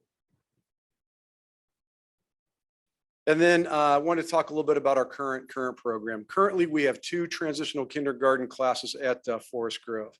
Our enrollment is currently at 27 students. At the start of the year, we were looking at 29. And our original plan had been to try to run a split program with a single certificated teacher. But as we were trying to figure out how our teacher could make the Thursday collaboration times when the dismissal period for the afternoon session would encroach on that time, we realized quickly that the better move would be for us to just open up another transitional kindergarten class. We had a strange and hard to explain dip in the enrollment in kindergarten at Forest Grove, to where I think that our overall kindergarten numbers are under 40 this year, which presented a unique opportunity for us to be able to convert one of our kindergarten teachers, thank you, Ms. Fadum, to be a transitional kindergarten teacher. And Tanya, I do want to publicly thank you for being so willing and doing such an incredible job of making this shift 3 days before the start of the school year, 5 days before the start of the school year. I do think we got to you the week before school started. So yeah. You know, we talk all the time about the adjustments and the flexibilities that our teachers have, but that's a real life example of someone who was flexible in doing what needed to be done in order to serve our children. So Tanya, thank you very much for that. We really appreciate it. So we converted to a TK class, and then we hired an additional instructional assistant. Have we found the person yet? I don't know. Okay, perfect. So we're in the process of hiring and in instructional assistant. And so that's going to help us meet that ratio that we need to meet of 12 to, oh, that's a typo, it should be 12 to 1, is met by utilizing the certificated teacher and the instructional aides in the classroom. So that kind of describes the current program that we have. The implementation plan and the projections looking forward as this program kind of fills out. What I did was I put for us the projections that are in parentheses are the ones that were given in the spring. We've made an adjustment to those projections based on the lower kindergarten numbers that we saw this year and the current TK numbers that we have this year. So as you go through, you can see that for next year, the projection looks more like in the neighborhood of 38 rather than 46, which we had, anticipated. And what that's going to do, if you go to the column over to the right, is it's going to shift the projection that we'll need to for a full day program, the 2 teachers and 2 aides. So because that number falls under 48, we're still going to be able to staff 1 teacher to 24 students. And it does not look, based on the numbers that we have this year, that we are going to be in excess of 48 students. So we'll still be able to run 2 classes next year. Okay. The projection for 24-25 comes in at that cusp number at 48. So in theory, it could be 2 teachers. I think that the district, if we are looking at coming in right at 48, truly has to consider a 3rd teacher, because I don't think you want to be caught in the same situation that we were this year, hoping that the numbers are low enough where we could convert a teacher if we needed to. So just from a planning standpoint, 2 years down the road, I would plan for a 3rd teacher and a number that would be in 48 or a little bit in excess of that. That would be on the safe side planning wise. Now, if our numbers come in lower than expected next year, then I think that we can realistically look at being under 48 for that third year. But that's the beauty of this, is we can kind of plan as we go and adjust our numbers based on what we're seeing. I think that all of us know by now that the most difficult grade to predict the population of in our district is kindergarten. It's one of the reasons why, the trustees want an update from Song every week leading up to the school year, what the kindergarten numbers are going to be, because we never know what those class sizes are going to be. And so I know that, Billy spends a lot of time worrying about that as far as staffing goes, and a lot of planning goes into making those adjustments. So the full year program we had originally figured would be somewhere around 72 students. Based on the numbers that we have this year in kindergarten, we're looking at a projection of 58. And then if we reach that, a full day program would be 3 teachers and 3 aides. Now, if it matches a grade level number across the district, one would think that that average would be closer to like anywhere from 120 to 150, because that's where the bulk of our grade levels fall, right? That they're in that range of 115 to around 150 students. However, not all parents of 4-year-old students are going to feel comfortable sending their student to the transitional kindergarten program. There are still going to be some parents who may opt to either keep their children home or put them in a preschool.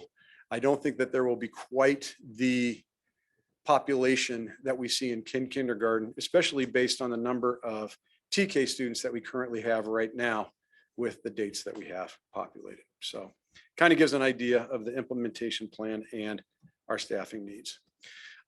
When you're looking at program consolidation, one of the things about keeping the TK program associated with the K through 5 schools is that there are benefits to those TK students. They're going to have the examples of their older role models that are in kindergarten. I think I'm speaking to something that's not on this page. But anyhow, when you're looking at a TK program, if it can model as closely as possible the kindergarten program, then the students, when they make that move from TK to kindergarten, are going to be even more ready for kindergarten. If the program is located at a different site and the transitional kindergarten students are the oldest students in the school, there could be a benefit for the preschool students who have those older role models to get ready for the TK program. However, now the TK students, when they're making a transition into the kindergarten classes, don't have the benefit of having been part of that school and part of that program for the preceding year. Does that make sense, or did I ramble? No. It makes sense? Makes Okay. sense. All right. So the benefits of doing kind of an offsite coordination is that you would have a smooth transition from preschool to TK coming from the UPK. There's more predictability for the enrollment in the TK program because you'd have the preschool program feeding it. If we made facility improvements, it would certainly help, the Lighthouse site.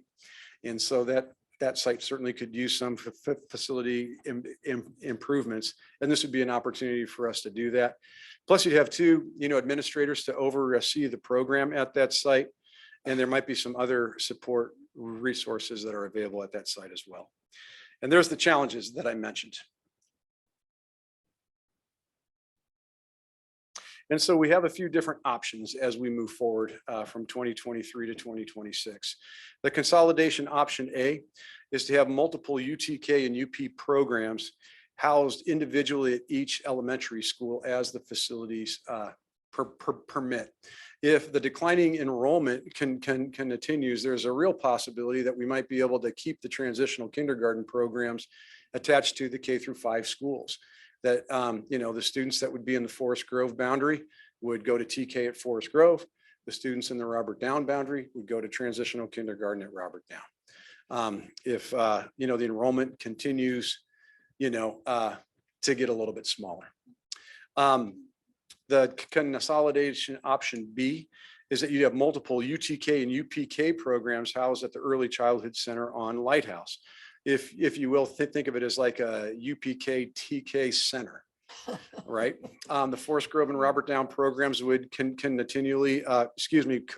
continue to independently operate as 1st through 5th grade programs, or possibly 1st through our kindergarten through 5th grade programs, depending on the need. I think that if you're looking at the UTK UPK at Lighthouse, there is the opportunity to move the kindergarten program to that center as well.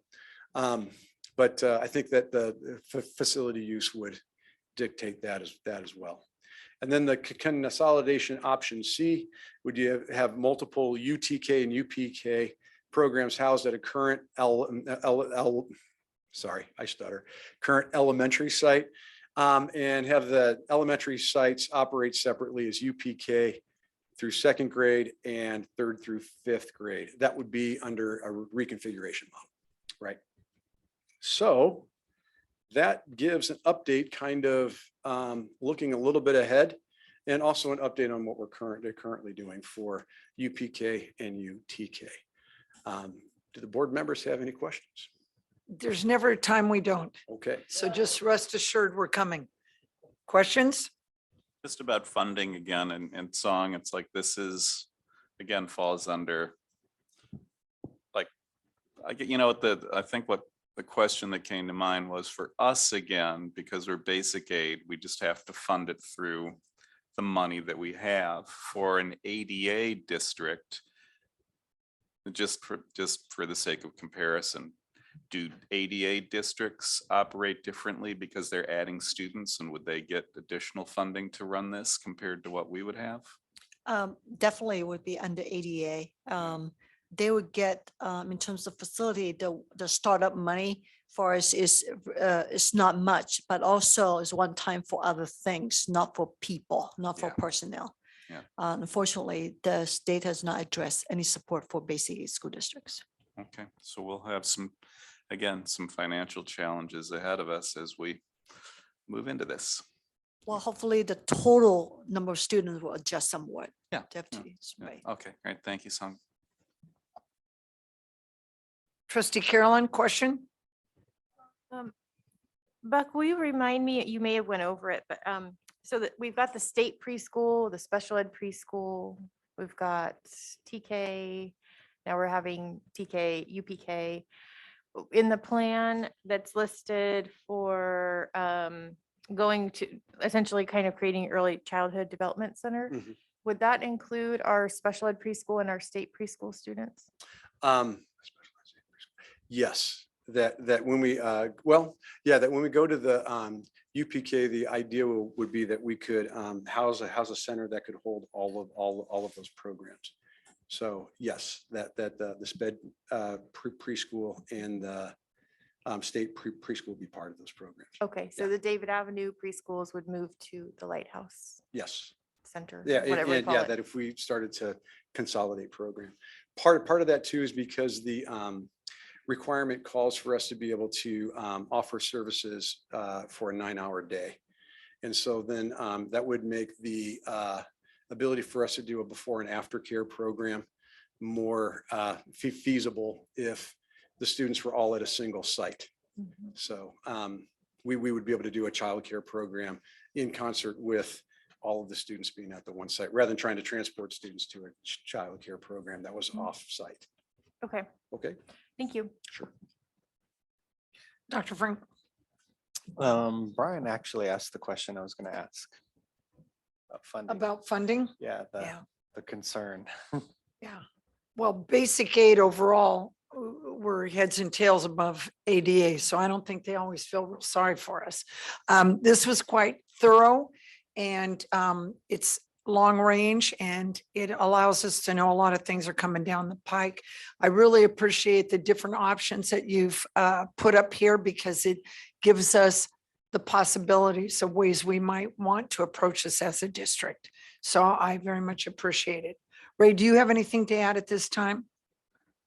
No, no questions. That's a nice presentation. Thank you. All right, you're just doing great tonight, Ray. That's what I think. Is there any public comments at this point? Okay, all right, thank you so much. Now, at the very end, when we're all so fresh and feeling so good, and who needs to study or sleep or eat, right? Let's just stay here. So we go forward with this. We're now at 10 to 10. And I don't know, I have mixed feelings kind of. I think it's a big topic to take on right at the very end of the night. I'd like to ask the board their thoughts. We also don't have PAF here tonight.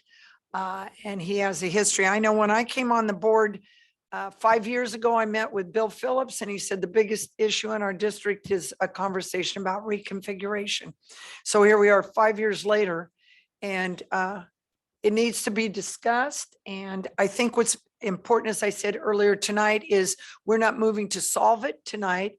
There would be a discussion, but I also would like to do a discussion when people are awake and not exhausted at the end of a night. What are your thoughts, Trustee Swanson? You've been around the block.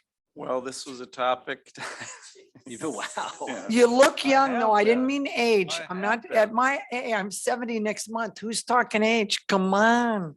What do you think, Brian? I mean, it's been, I remember one of the, probably the very first meeting, and somebody, it's, this was 7 years ago, or somebody said the R word, and I'm like, what? What's the R word? They're like, reconfiguration. I'm like, well, what is that? So, but yeah, so it's been, and I know long before that, it's a huge deal.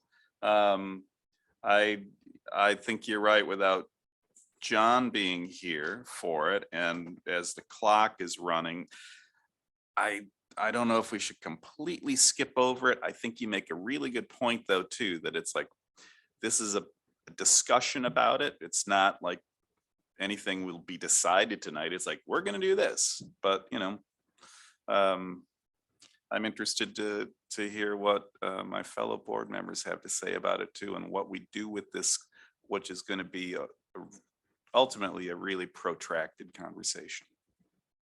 Yes. Thoughts? Yeah, I think that we've had a lot of discussion of equity already tonight, and I think that, and I would love John's input. I think it's something that should be at least addressed, even if we just approach it. I know we're going to have many, many more discussions on this. It's not just tonight where we're making this decision. It's just opening up the conversation so that we can have the conversation. So I'm in favor of just opening the discussion. Starting tonight? Starting. What do you think, Miss Carolyn? Yeah, I don't think there's anything wrong with having the meeting go until 10:30 and we may have to table it for the next time, but I think there's a lot of people in the audience who have waited to talk about it, and so I would just want to honor that as well. So I'll make a motion that we go until 10:30 tonight. I'll second that. Okay, so we're going to 10:30 this evening, and we will begin our discussion of elementary reconfiguration with equity in mind. Say what now? Take a vote for the. Vote, hey, let's vote on that though. I say, if they say it's done, feel like it's done. Roll call vote, please. Student Advisory Ray Avila, Aye. President Dawson. Aye, and I think our student advisor should go home and go to sleep. I saw him nodding off a little. I'm a teacher. His eyes were closing. Ray, come on. Hit the pillow, Thank you, Ray. study. We love Thank you. you, Ray. Yeah, go to bed, honey. After your homework, All right. Oh, yeah. Well, send a note. Send a note. Equity. All right. Where are we? We're screwing around. President Rivera, Aye. Trustee Brian Swanson. Aye. Trustee Carolyn Swanson. Aye. All right, I'm hoping at this time, Dr. Porras, I can hand the baton off and we'll start with a little bit of history where we can kind of look at some of the points. Absolutely, Madam President. And I was actually asked to tee it off for a board discussion, so it'll be a quick baton to pass, but I want to start it off for you. It's interesting. The first discussion I had about reconfiguration, I think was 2008. So I was just fresh into the district and this conversation had been happening. I think former trustee Shamas was on the board at the time. And this conversation wow. has come and gone a number of times. And interestingly, the conversation about the reconfiguration of elementary schools has taken on a different face each time. Different reasons, different backgrounds, different timings, you name it. And I think each time that it's come up, I think this is the fourth time it's come up, if I'm correct. It's kind of emphasized something different. This time around, I think there was the flavor of the conversation has taken root in equity, and which hence the reason in the order of the discussions of the other items. I don't think the conversation with our equity task force and the work that we've done with culture proficiency was the impetus for this conversation, but it helped to highlight some of the feelings around it. And the board has talked about this actually inclusive of last year, and some of it came in the discussions that we had in November when we were kind of we were realizing that we needed to have a deeper equity conversation. So the title of this particular board item was discussion of elementary reconfiguration with equity in mind. Yes. So I'm not going to go bullet by bullet on the board cover. We did try to do is create a narrative for anyone reading it, and then also to go over the bullets on their own. I will tell you, because people will recognize that many of these bullets are 6-7 years old. And they still are relevant. They still are issues that we talked about then and we still are talking about now in regards to what are some of the benefits of moving into reconfiguration. When this board cover was developed, I was asked to reflect on what reasons that we might consider reconfiguration. Absolutely, there are detractors to it. I wasn't focused on that. Certainly they are there, and I'm sure folks will talk about it. Just as much as we could also say, are there detractors to the current status quo? We didn't list those on there either. But really wanted to focus a little bit on those equity themes. A couple of background thoughts as we developed this, we were engaged in this conversation or re-engaged. First off, the topic we just discussed, the UPK. I want to remind folks that universal pre-kindergarten isn't really TK. TK is a program that was intended to transition students into kindergarten based on their age, and it was a pre-kindergarten based program, and which I think our teachers are doing a phenomenal job with. UPK is the state's thinking a lot about how do we serve our young students, not just four-year-olds, but even sooner. They're trying to figure out how can we think about universal preschool without saying it's universal preschool, but more than that. And so the goal is actually to see, can a district develop a program that is a social service program and an education program? And its idea was, can you create a center of service for students so that all students equitably receive access to social services, medical services, health services, social emotional services, you name it. So it was more than just a class, it was an experience for students, which is why Director Rogerman talked about 9 hours. It was the idea of parents could come to rely on the service center to help them with their families. And you should be able to immediately see the equity issues involved there, right? There's a socioeconomic lines that exist.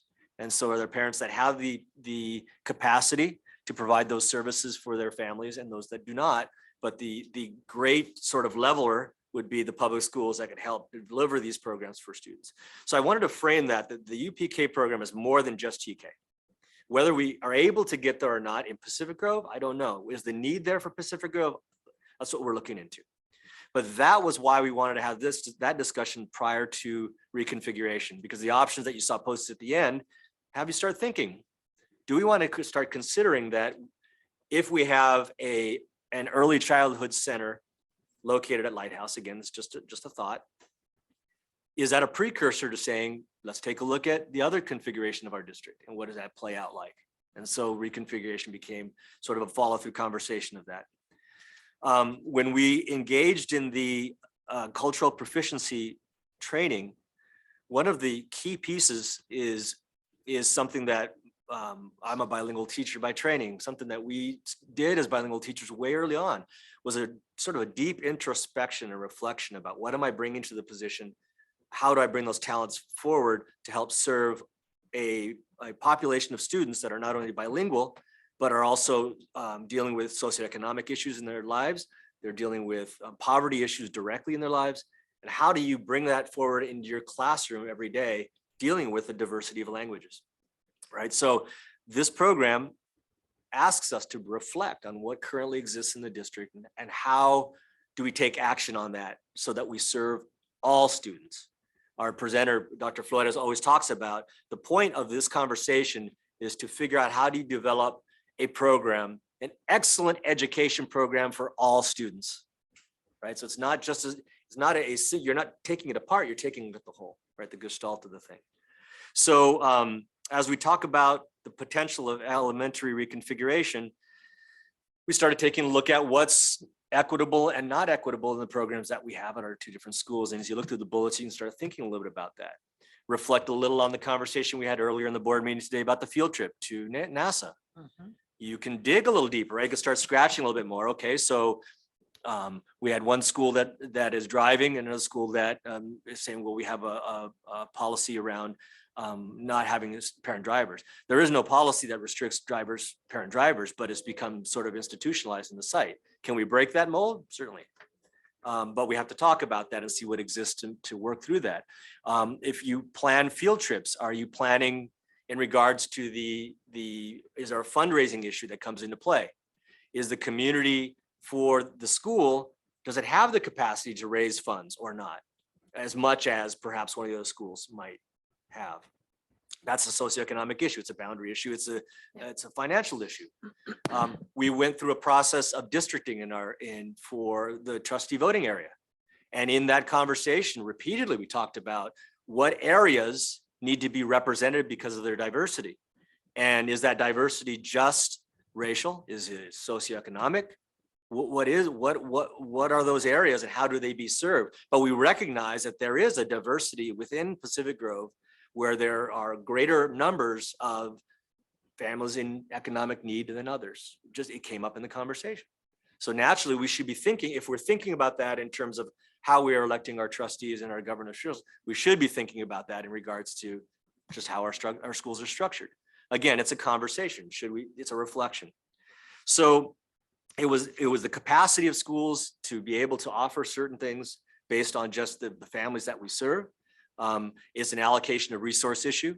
So a conversation can be had about, well, perhaps we have one school that has greater needs based on the family's capacity to be able to help their students along financially or otherwise. Should there be a movement of resources from one school to the other? So do we say, well, we have a pressure right now, a great need at one of our elementary schools for intervention.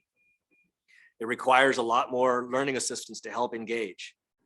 Is that same does that same pressure exist at the other school? And if not, should we move personnel over? Right? Not so easily done when you have two elementaries, but if you had one grade level that was in great need and all of the students in that grade level at one site, you can more easily move the aides around to serve that need in the school. That's a possibility. So we started thinking a little bit about the distribution of those resources. Are we duplicating resources across the schools? So are we saying we have the same program that exists at Robert Down that we do at Forest Grove? And we're duplicating costs throughout that. Could there be a cost savings or an effort savings or a more efficient use of those resources if all of the students in one grade level were in one place, and you could divide students and resources accordingly. We oftentimes talk about staffing inequities at grade levels, where one grade level at Robert Down has more staff than the other grade level. And in the past, that conversation led to, well, if there's 3 teachers at Robert Down, there must be 3 teachers at Forest Grove. And so we need to make that equity, not equity, it's equal staffing numbers at both sites.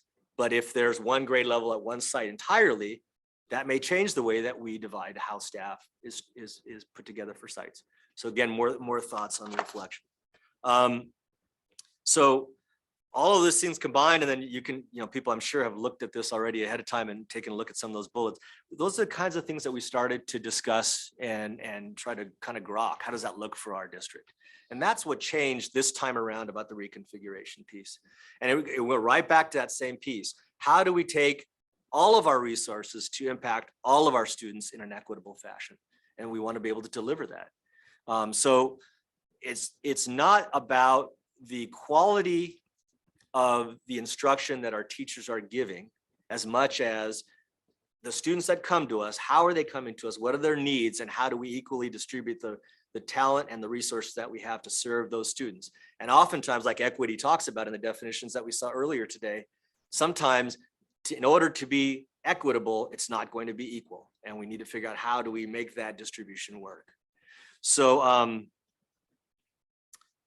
let me just take a quick reflection on the categories so that you kind of know how this was structured. The cover item sort of divided the topic into, this whole topic into some areas. These are not all the areas. There are certainly other areas that can be considered. But we talked about collaboration and equity in terms of just how do we facilitate a better articulation of the subject matter and curriculum and instruction that we provide our schools. How do we address the standards equitably across our school sites? Planning becomes a big issue. Can we have more effective planning across a single grade level if all of the grade level teachers in the district are in the same place? And so sometimes in the past, we've had training days where we've asked our first and second grade teachers, for example, to come across the district, one side or the other, to meet and plan. Could it be more effective if that's already naturally happening at one site because all the teachers are in one place? So that's the kind of the collaboration piece that we talk about there. The resources piece we talked about are the duplications of costs that might be resolved. School fundraising effort comes up a lot, and we see that. I know anecdotally, I don't have the numbers in front of me, but anecdotally, when we have events like Walk with Pride, when we look at the numbers in the fundraising, do we see an inequity in the amount of funds that are raised from one school or the other? Do our families at one school site, do they have the same capacity to participate as others? I know, for example, just my own personal history, both my parents worked and long hours. So there was no way that they could have engaged in a lot of the weekend activities at school. Just couldn't. It's just the way that it was set up. And for us, is that experience happening for some of our families in the district, and that creates inherently a disparity in the ability to fundraise. Can that be overcome by just shifting of monies? Certainly, but is that really the root of the question? Student services category, you can read through there again, talking about how do we serve our special programs? Is there a more equitable way to do that? And those allocation of resources. And finally, unification is probably a great, just a summarizer.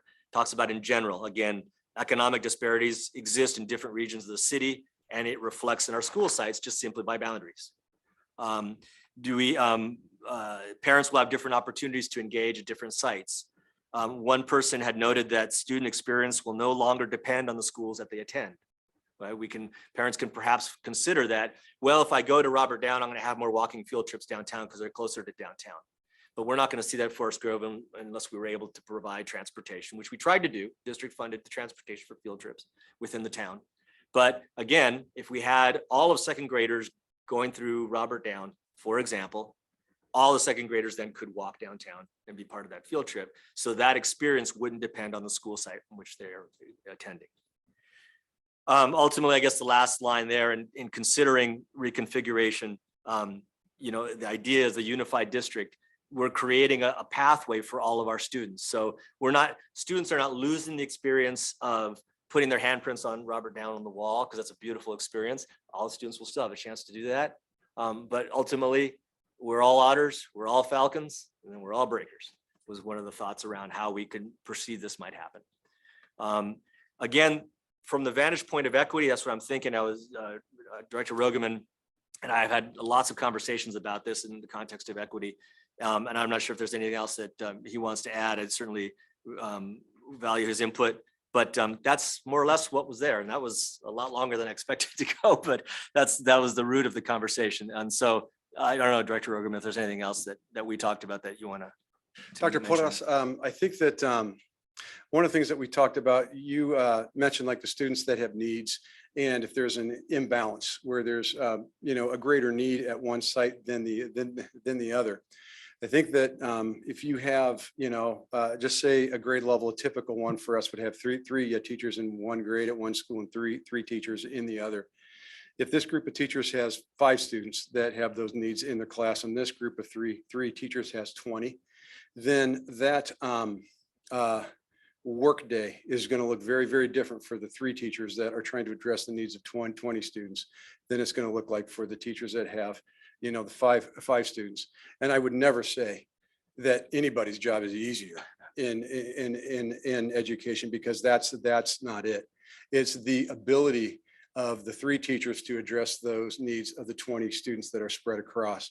Whereas if we took those 25 students and spread them across the six teachers, then you just have more of our incredible professionals pulling on the same rope, trying to help those 25 students. As a parent of a child who's gone through this district, I can't thank our district enough for getting her ready to move on. As a principal that worked at Forest Grove for the past 7 years, we've got firsthand experience of the challenges that come our way. And we also understand how fortunate and lucky we are in Pacific Grove and at Forest Grove that our students come as ready and prepared for school as they do. But the fact of the matter is that there is a imbalance in our district. And as long as we have 2 elementary schools where the grades are split, that imbalance is going to continue. So even if what we do is we look at the resources that we have and try to reallocate them disproportionately toward the school that has the greater need, it's going to establish kind of a deficit mindset. And that deficit mindset is that there is a school that's needier than another school. Therefore, you need to take from one school to give to the other.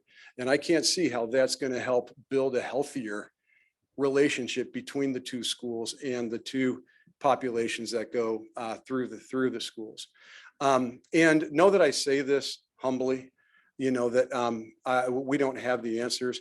Everyone is going to speak their own truth here tonight. And I hope that people see these words that I'm sharing as, my feeling of responsibility based on the experience that I have with the point of view of what, I feel would be the single greatest step toward building an equitable distribution of the resources to serve our students in the best way possible. That's where I'm coming from with these comments. And I know that's not going to be the same as everybody here. What I always really respected in my role as principal at Forest Grove is everybody that came to me to talk about anything always did it in such a respectful way. And so I hope I've been able to live up to that standard in offering my point of view here this evening. Thank you.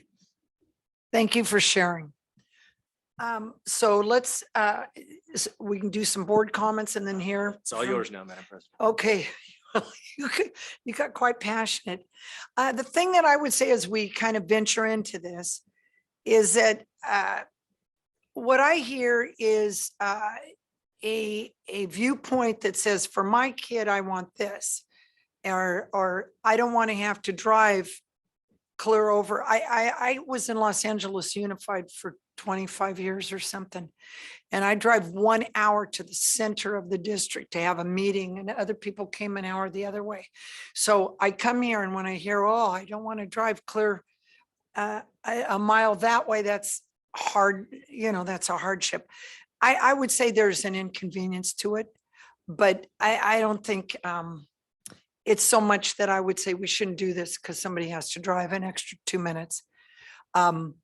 I don't think also that people should just look through their kid. I think where we are right now, and I think it's stated so clearly here, I want to be up high with a real global view of the kids, because even if this affects your child, it affects your child for a very short period of time. And I want to be thinking not of a child, but all the kids. And I think that's what's been stated here quite well. So I would like the lens to be what's the greatest good for the greatest number of kids. And I also want to say, in my history of education, which goes on forever now, is that the people who really speak are often not the people that I'm most concerned about. The people who aren't listening tonight because they're working 2 jobs and they just can't. And those certain equities is not just about throwing money and the complexity of throwing money that at this grade, we need to put this much over, but oh, wait a minute, 4th grade, we need to go over to that school and we've got it. It's a logistical nightmare. So what I'd like to look at as we move forward, I think there's a wonderful points, is to try to not just think of me and mine, but let's think of ours. Okay, that to me is, I hope, our guiding light in all of this. I'll keep it as brief as I can, because I know we are running out of time, and I'm sure there are a lot of the members of the public that want to chime in on this too. And again, this is the beginning of a discussion about it. The thing that continually sticks in my craw is I remember, my kids were Forest Grove kids, and I loved Forest Grove, although I regret that they didn't get a chance to go to Robert Down, because it wasn't really until I got on the board that I spent any time over at Robert Down. It's like, this place is fantastic. It's very, very different, but it's fantastic. I was at the doctor about 1.5 years ago, and he said, we were talking about school district. I mentioned that I was on the board, and he said, well, let me ask you a question. We're thinking about moving to Pacific Grove. And we're trying to decide where to live. Which school is better? Which elementary school is better? It's like, well, they're both fantastic. And I wish that I couldn't even answer that question. It's like, they're both great, but I love the idea, and then I'll shut up after this, of our students being able to have a really broad experience as they move through our district, which I think very highly of. And all of our teachers and staff and admin, I think that we have a really great crew there, and I would love for our students to have a broad experience when it comes to that. So that's the angle that I'm coming at it from. So. Thank you. I know this is the beginning of the discussion, and I have a lot of questions and I have a lot of statements too. But we have 14 minutes left, and I know there's 14. Community members that would like to speak. So I would like to donate my 3 minutes. I'm just kidding. I'm gonna pass right now because I'll have plenty of opportunity in the future. Okay. Frank, you're not going to make any comments tonight? Is that Just right? make hummus? No, I said you're not going to make any comments tonight. Oh, Frank? comments. I was gonna No go with comments tonight. I Oh, will have time in the future, plenty of Okay. time in the future. okay. I just want to say to anyone at home who would like to comment, please start raising your hands remotely so that we can kind of get you in the queue. I don't want anyone to feel like they were left out.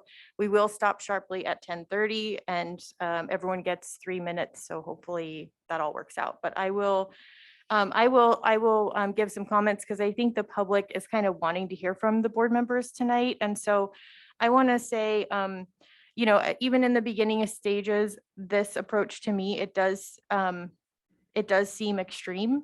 I would like to see a more targeted approach. I think, just my initial thoughts on this is that it looks good on paper, but I can't really see how it would benefit in practice. I'd like to know, what problem does it solve specifically? Are we looking at standardized test scores? Like, what exactly is this going after to remedy? I would like to know more about how our resources are distributed between sites. And if it is based on standardized test scores are but one element engaging a child's academic success. I can say that specifically because I have personal experience with a child who just isn't exactly a standardized test high scorer, I will say.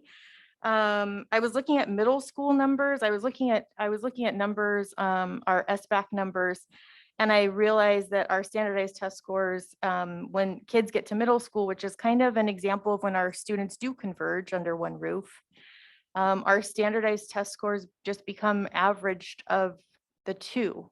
There isn't some sort of magic that happens where the scores go up. In fact, from 6th grade until 8th grade, at least in the 2018-19 school year, the scores went down. And so that is a concern of mine. I don't know if reconfiguration at the elementary sites is going to solve that, but I thought that was a good example. From the community, I've heard the following, just in case there's folks who can't make it on tonight, that this will increase longer commutes for families. Kids who access different grade levels for their IEP goals will no longer possibly have that access on the same campus. Buddy systems are valued and preferred. The district is struggling right now with transportation for our current situation. So there's a worry about how the district would support that. Sibling support at elementary schools is valued and brings peace of mind for younger and older siblings. There would like to be a review of reconfiguring resources versus reconfiguring people. And that equity does not equal that all the same aged children are in the same building necessarily. So I'd also, in closing, like to say, I'd like to hear what efforts our district has made to better support students where they are now. And that's it. Thank you. Okay, let's go please to public comment. Yeah. Thank you. Erica Chavez. I have two children. They're both at the middle school, but I teach currently at Robert Down in kindergarten. I actually was a falcon. I married an otter. So we're a very like bi-species family. And we get along fine and we're good. But as a proud participant of the cultural proficiency team, halfway through the process of earning my certification in cultural proficiency, knowing that that is a process, I actually find it contradictory to our work and trying to be culturally proficient if we were to move towards reconfiguration quickly with the hope that it will solve all of the inequality or inequities in our community. This plan is exactly the opposite of what has been discussed. What I mean by that is we have spent quite a bit of time just defining equity and comparing it to fairness. Same is not equitable. The team has discussed in depth that equity is giving students what they each need and not giving everyone the exact same experience and or support. Equity is giving each student the experience and support that they need to succeed. We need to embrace the culturally diverse assets in our communities and give them outlets to shine and thrive together rather than forcing them to assimilate and diluting their existence in the existing marginalized communities that we serve. Thank you for sharing. Carrie. Hi, Carrie Serpa. In response to the parent of a freshman and senior, so in response to the don't think of me and mine, this doesn't affect me. I'm speaking for the families who walk to school and the folks that would be taking kids to the TK Center, Robert Down, Forest Grove in the middle school, and that will definitely be a hardship. Our district has known of the disparities between our two elementary schools for years. And you can see many of those inequities listed in the staff findings. I do not argue these things. I do, however, argue that disparity can be addressed with redistribution or reconfiguration of funds. And why wasn't that done long ago? I joined the many voices asking for equity 10 years ago when I started at Forest Grove. If you visited sites lately, you know that we are all overwhelmed with workload right now, and we continue to bridge huge academic gaps, support unfathomable mental health challenges, all while being short-staffed in many cases. Everything is still a lot as it is, and our sites simply cannot adequately prioritize plans for reconfiguration. And right now, the district office needs to support sites with the current issues that are facing us, and there are a lot. Too many to mention here in my time allotted. From staffing to SEL and behavior plans to aging infrastructure and facilities, landscape needs, aging portables, not to mention the pool. There's not enough support to go around as it is. And also our small but mighty maintenance staff is doing amazing work despite their obvious overwhelming job, but they cannot adequately move 20 classrooms and update sites accordingly. So who is going to do that work? And the busing, the fiscal impacts, the SEL impacts, the challenges, I don't see those listed in the staff notes. It would take me about 20 minutes to talk about my experience as a TOSA and MPUSD when we did the turnaround schools at 4 sites and how much money and time and energy was put into that and how it didn't work out very well for one. Some of us can talk about that. I've been in favor of reconfiguration primarily as a solution for the equity issues, but funding adjustments I think can adequately address those things, like Matt Kelly giving Forest Grove free busing to Matt Kelly giving free busing to Forest Grove to take care of the issues with inequities to Pacific Grove places to reduce the costs on our budget that could provide equitable education for our schools. I'm messing up the last of it. I'm sorry. That would really help all the stakeholders save this experiment that we're talking about with reconfiguration. Just reconfigure the budget rather than putting us through this. Thank you. Sorry about the very end. You got through it. It's late. You did great. At my seat. No, you did great. Any other speakers live tonight? We have some virtual. All right, we have about 6 minutes, so hopefully we can get through. Ryan Garcia, please. Yes, hello, thank you. I just have a quick request is that as we move forward and we're looking at this from diversity issues, from equity issues, from logistical issues, et cetera, that the data that we use, that is used for the research, for the analyses is made available to the public for us to review as well as this move forward. So we have a nice transparent process. That is all. Thank you. Thank you. Jennifer, please. Hi, thank you. I wanted to Board member, please.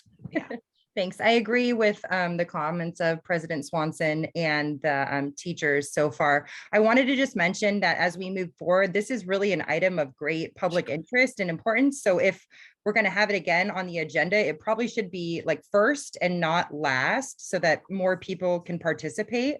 As far as the first go at reconfiguration, it feels really disruptive. I'm just curious, like what other options have been explored to address these disparities between the sites?